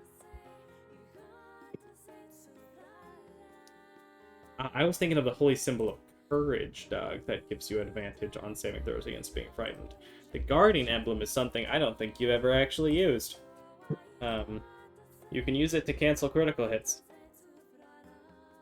Yeah, I think that was something recent that I had received. I don't remember when that came up, but you have it in your inventory.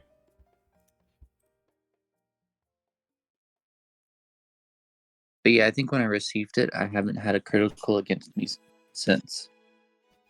Nice. As for more was talking about, yes, the protection from evil and good is quite a strong spell against Fae in particular. It's a big old don't touch me.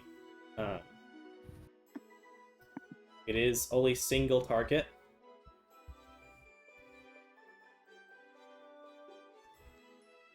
And It it's is- concentration, so it's it can't be casted for everyone. That is very good.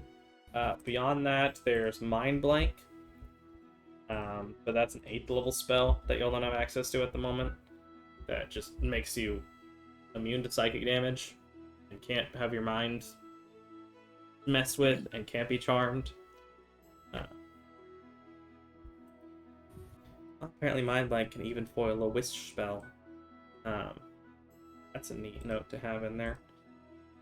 I guess you could probably try to buy spell scrolls of protection from Elin Good if you wanted to try to have other people cast it. It would probably increase the price, but I think it's only like, what, 10 gold pieces worth of iron? Yeah. Yeah, I Well, think it doesn't. Actually, I don't doesn't think it even specifies. specify. I think we decided it was like 5 gold I've- worth because it's... I don't know. Where is it? What I have 10 uses of it, and Did we give a price to it? it doesn't say. Doesn't look like we did. It's, Well, I'm gonna say wait. like 5 gold. Oh. Like There's a 50. weight on it. There's a weight on it. We're gonna say 5 gold. Granted, at that point, you can just buy the spell scroll as is at the normal 60 gold if you wanted to. But that's still gonna have multiple people casting it and having concentration on it. But that seems like the kind of a thing you're looking for. Or were you looking for something else, Doug? I mean, I think that would work. Doug? Yeah. Starting again. That's how we're starting again. Right there. There it is. So given that, given this, given that, anything else you're doing on Tuesday?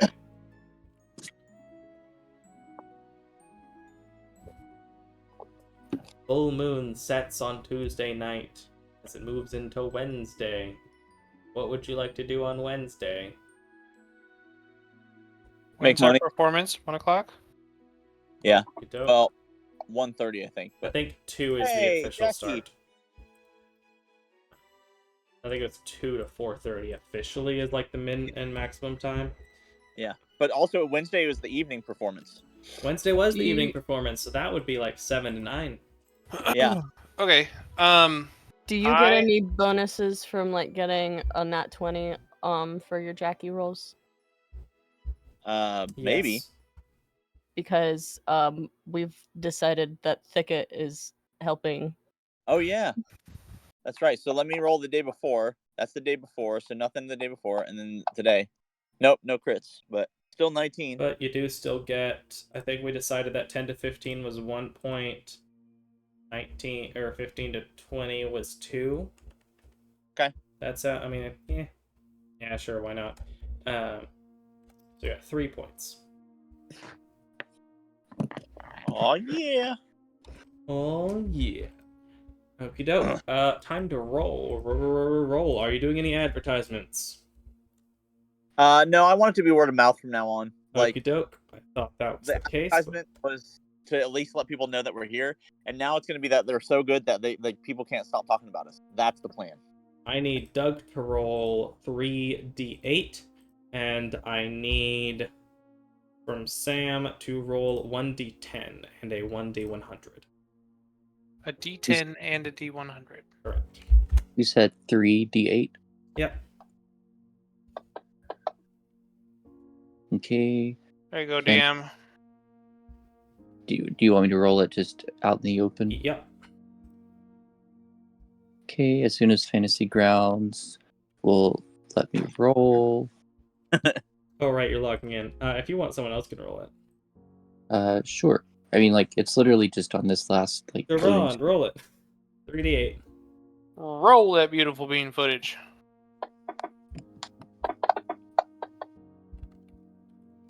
Okay, 2 plus 3 plus 13.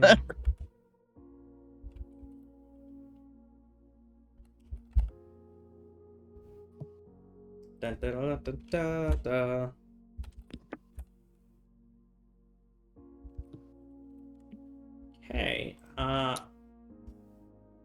looks like while you do have quite a few people, you actually have slightly fewer people than the previous time. As there are 2,352 attendees. That's fine. It's still pretty close, and it's a Wednesday night instead of the weekend, so that's still pretty good. Yes, which goes ahead. Comes out to, because now you're also getting a larger cut. Bonk. 1,881 gold pieces. 6 silver pieces. And I need both of you to roll performance. Give me that number again. I'm sorry. It's 1,881 gold and 6 silver, and I need both of you to roll your performances with your bardic inspirations from the other people. John, Think it giving us anything? I think they get I need to mark off my luck. Or sorry, spell slots. What's the enhance ability? Yeah, spell slots. So you have advantage, and John gets an extra d6, Garon gets an extra d8, and I believe Garon is using another I'm gonna use a hero point. Both you are hero pointing. Yep. That I got. Let's see. A solid Wednesday performance. Solid. Pretty underwhelming for Garon, I guess, but still very good. See. No, anything over 30 is his minimum requirement for himself. Anything over 30 is his minimum, and then it's when he hits like above 35, it's like 36 plus. He's like, yeah, you can tell he's definitely putting that extra into it. You should have had advantage. Oh. Well, then I'll roll another. Oh, the 18 was your high one. Okay. Yeah. So not 19 quite total. as good as the other day, but still very, very good. With the average being somewhere in the 25 range, I believe. Yep. 26. 26. Yeah. Looks like my quick mental prediction was very close. Okie doke. Not quite high enough to increase your baseline attendance value, but you're still rocking out. You're doing well. And how would you like to divvy up the cash money? All right, so you said 1,081 gold and 6 silver, right? 1,881 gold and 6 silver. Okay, 1,881. Okay, so put the 81 gold and the 6 silver in the party fund. Okay. And then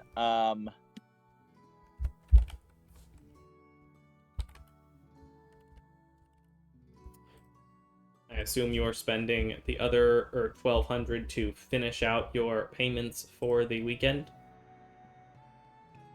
Yeah, you know what? Let's do that. That makes sense. Yeah, let's do that. So then that puts me at 600. Okay. And then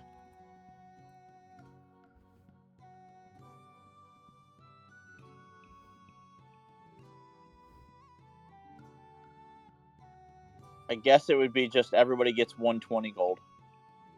Yeah, 120 gold. So 81 gold and 6 silver in the pot, and then 1,200 to pay off for Saturday, Sunday. And so we're all played up for the week. And so what we'll do is then Friday, Saturday will be pure profit. And then Sunday we'll pay for the next 4 days if my math is right. We'll see how that works out. But something Depends like that. on how you end up doing it. It also depends on what days he has available for the next week, as well as what y'all want to do, because you'll know you have stuff like you have the Hain Institute celebration the next Wednesday. Yeah. Is that night, so you may not want to perform that night. Lord's meeting on Saturday night, etc.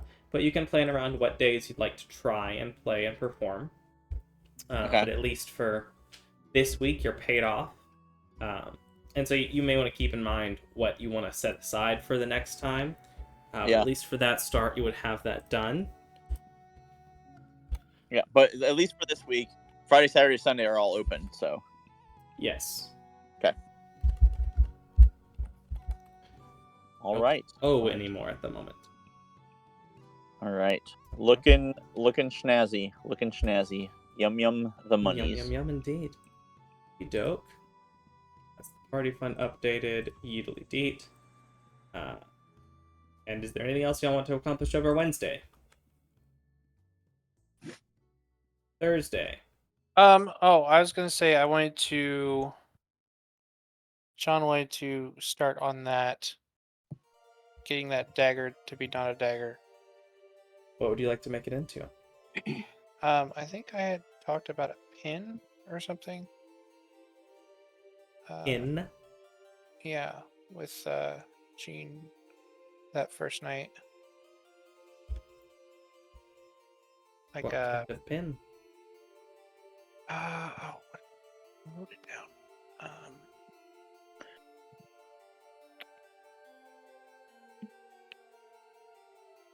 I actually just wrote down pin.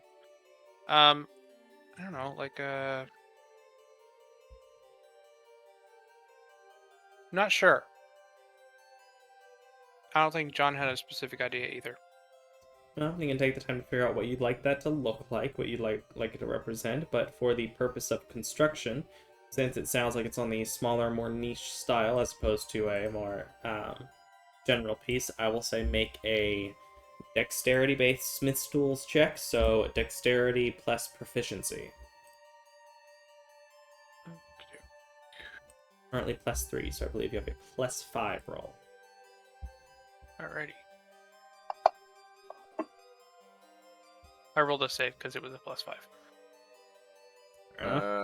Can I use my inspiration and reroll that? Inspiration? Yes. Oh.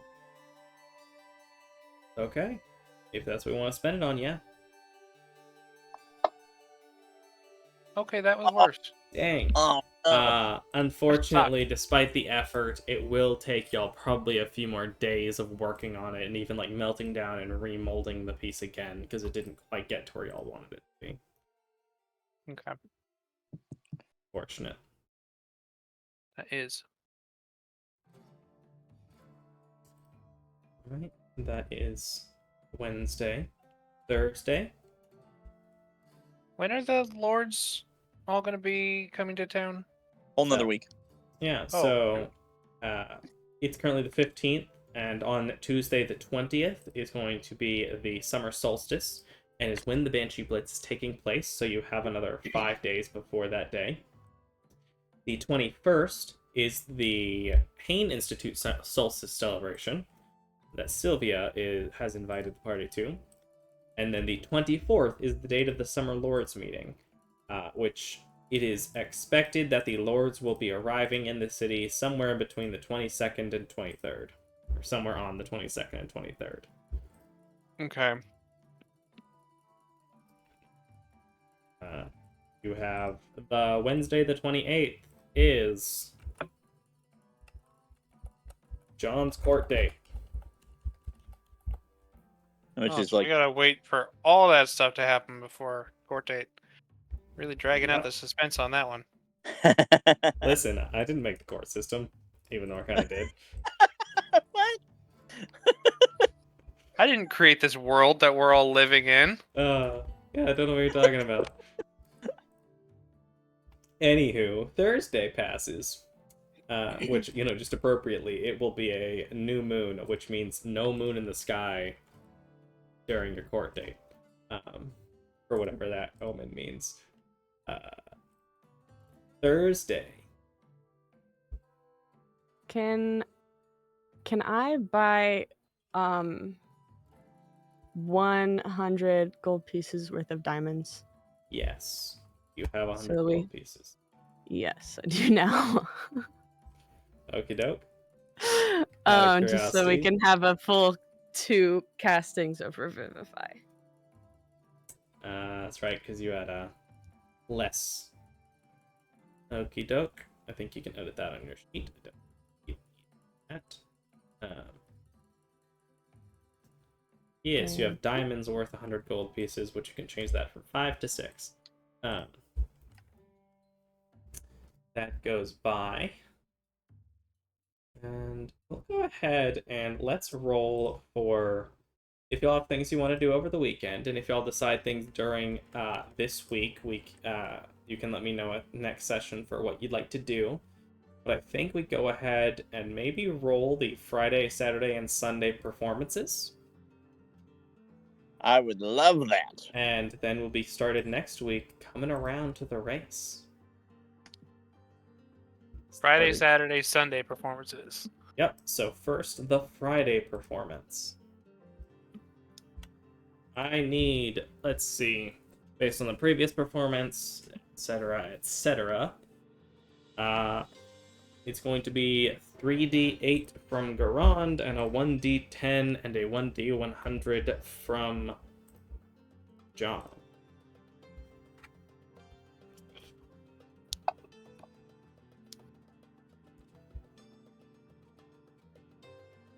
I probably shouldn't have rolled those all together.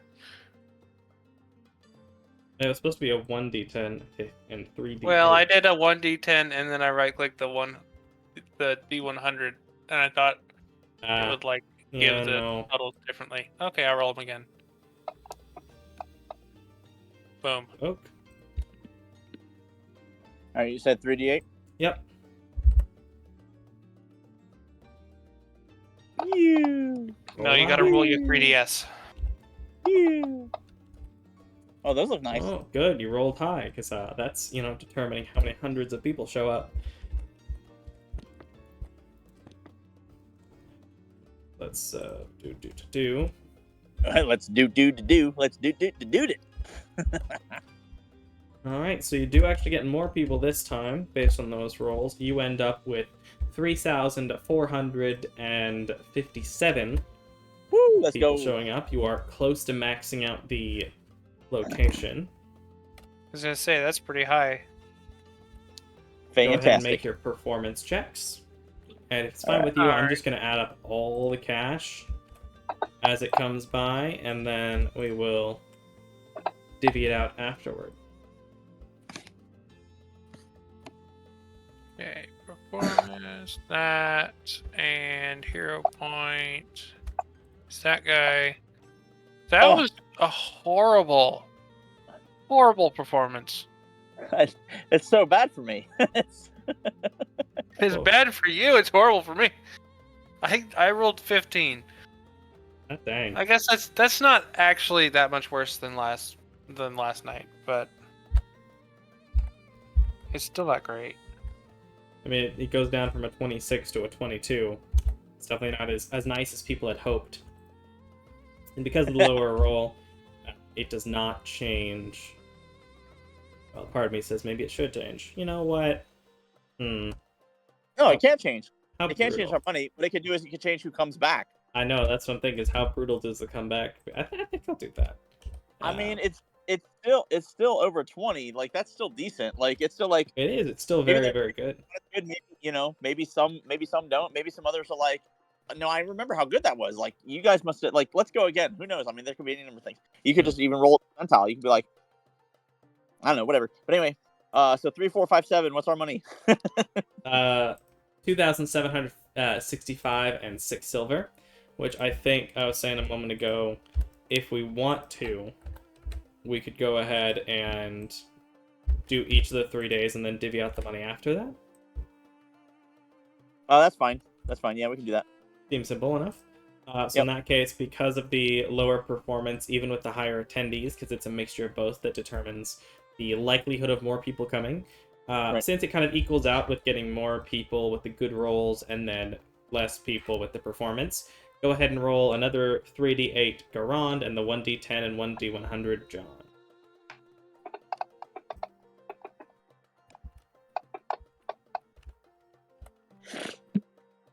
Oof, 16.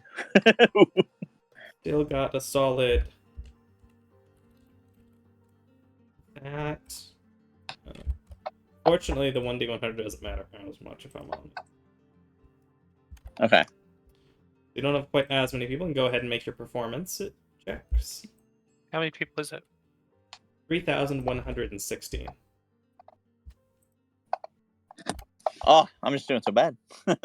3,000 what? 3,000 what? 3,116 people, which equates to. I definitely did not do my math right there. 2,492 gold pieces and 8 silver. And let's see, you've got performance rolls of 18 and 28.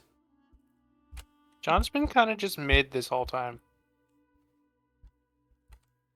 Maybe it's just because we're missing Jocelyn. Yeah, that's really just what's changing it. You got a 23 instead of a 22 for your average roll. Cash money wise, however, you got a good amount more. Bonk bonk.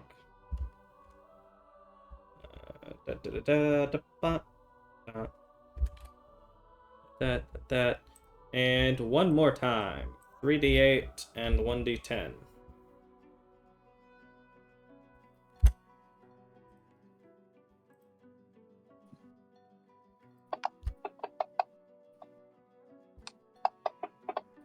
By the way, that first 6 that I rolled, that's for when I roll this last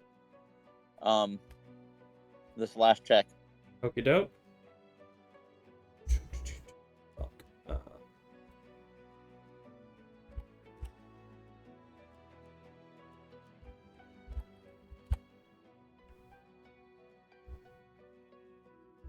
And the D100?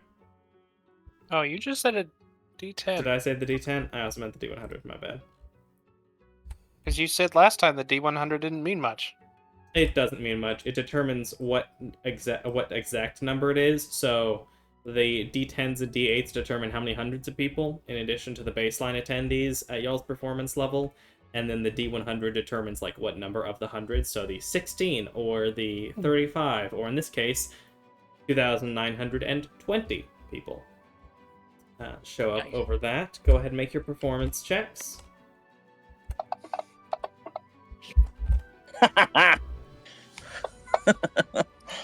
People aren't going to know what to expect. They're going to be like, man, oh, he really killed it today. 15 again. Man, John just can't catch a break here. But bringing back the average up back to 25, 26, back to where you want it to be. Things going a bit better to where you would like them. Okie doke. That changes that to... My math right on that? Yes. Yes, it is. For how I'd like that to be. Cool beans. There we go. You make another 2,336 gold, which I'll go ahead and add up together. Your winnings over the weekend. Did anyone else have anything they wanted to do over the weekend? I'm okay. Is thinking do anything in particular?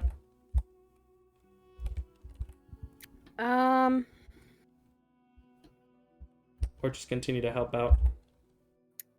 I kind of want to cast divination again, but I don't know what question I want to ask, so moving on. Fair enough. You can decide later if you come up with something over the week. We can go back and do a little bit. Okay, over the weekend, you make 24 silver pieces and 7,593 gold. That's my math also. Wow. I'm starting to wonder if the race is worth anything at this point. Let's just milk this cow for all it's worth. I mean, the fact that we can bet and do some other stuff does mean you can make some fun money, and it's also a fun thing. And you've already registered, so, We've got lots of betting money now. Yeah. It's true. Okay, so put 93 gold and 24 silver in the party fund. Okay. That all 24 silver? All 24 silver and 93 gold. Good dope. Moment.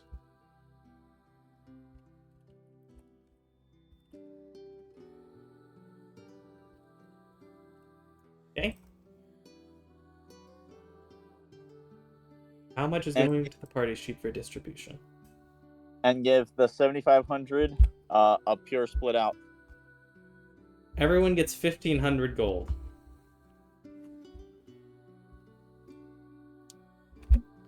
Congratulations, you have your money. Money! Yay! Look at that. The party's not poor anymore. I mean, you're still technically slightly even less capital than another game might have you, but you know, definitely in better Wow. location. Which did that automatically split up into like platinum pieces, or did you do that, Garon? No, I'm doing it. Okay. No, I have gold pieces. Because I noticed Garon's was Oh, wow. 70 platinum. No, that was from before. That's from everything else before. I've been doing it all along. Oh, nice. Look at that. Well, now you're sitting at party capital of... Actually, wait, 150. Wait, I did that wrong. I did my math wrong. 150 plus 70 is actually 224. Nice. Okay. All right. Which brings the party amount up to just about 10,000 gold. Wow. Congratulations, guys. You've made it. You've How made much it was- to having money. How much was that armor from like that first city that we visited? There was one that was like 6,000. What do you mean? That's- Which armor are you talking about? Are you talking about the one that's here? I don't think it was here, but it was like the armor that gave you, I don't know if it was like immunity, but like resistance to necrotic damage and like some stuff like that. Let me find it. That should have been in Schist, if I recall.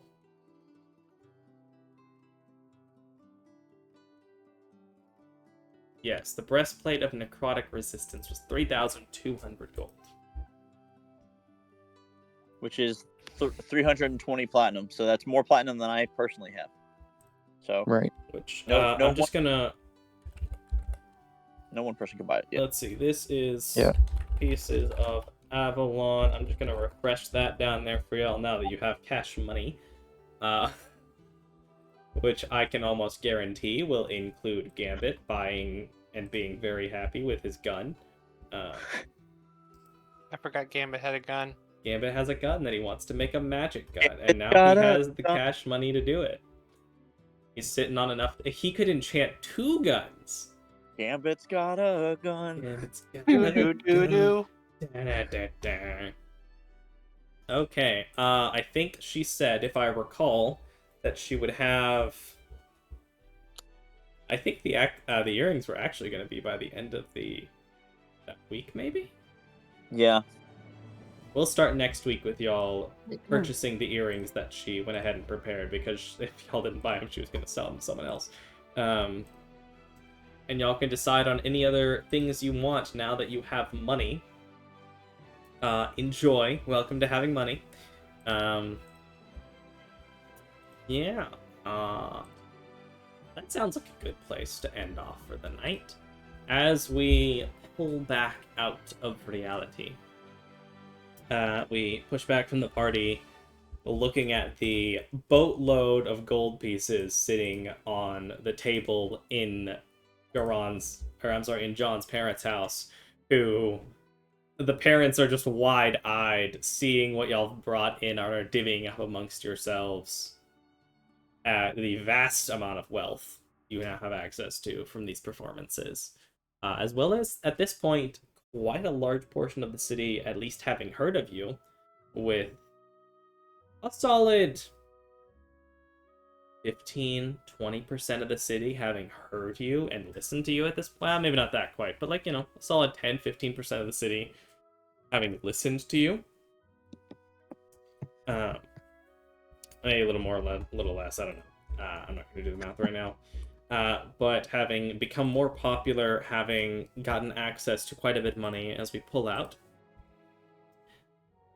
we shift through the night sky, through, at this point, passing by the waning gibbous moon, where it's got a little bit of a sliver of black as it passes back out. We find our way to a small chamber to the south, a desert land. A silver basin filled with water, sitting in a room. A humanoid figure that we can't make out standing leaning over it, and an image on the water of a small house with 5 figures sitting around a table divvying up coin.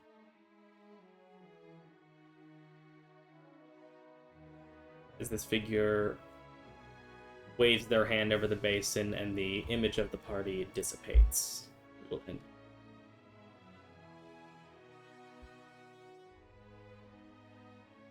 I don't understand, but okay. We're being watched. That's what you think? Dun dun dun. 5 people divvying up coin. Okay. That's us. The implication is that but it's I mean, I you. understand that. I guess I understand that, but you're just assuming that that's what it means, that someone's watching us. I think you're right. I think you're probably right. But just That's kind of the intent. It was more of a show don't tell, but now we're this far in deep, I might as well dig a little further, see if we can strike some gold. Just trying to be mysterious about it. I mean, I don't know. It's one of those things where, like, me, the player, Christopher, is like, maybe it's that. You're right. Maybe I should have said nothing. Maybe I should have just moved on. Yeah, I mean, that's what I'm saying. Like, hey, how do we find the party fund? Where is that? Party fund is in the party sheet in the inventory page. Should be able to see it there. Party sheet on the top right, go to the inventory tab, and there should be a party fund. There it is. It is currently 3 platinum, 226 gold pieces, 37 silver, and 3 copper. Do you mind if I go ahead and condense that into just gold? For simplicity. No, that's fine. Do you, man? 259 gold, 7 silver, 3 copper.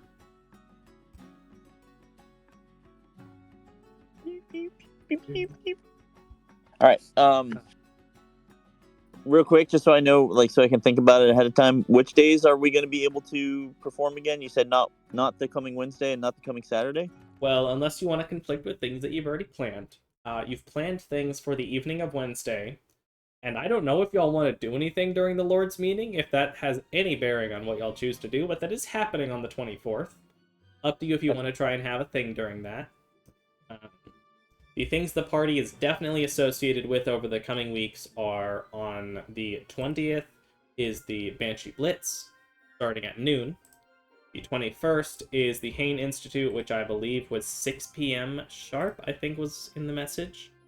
Okay. Where art thou? Wherefore Institute, art thou, invitation, bonk. 5 o'clock. In the Anastasia Ballroom within the Eastern Wing, you are expected to be well dressed with weapons checked at the door.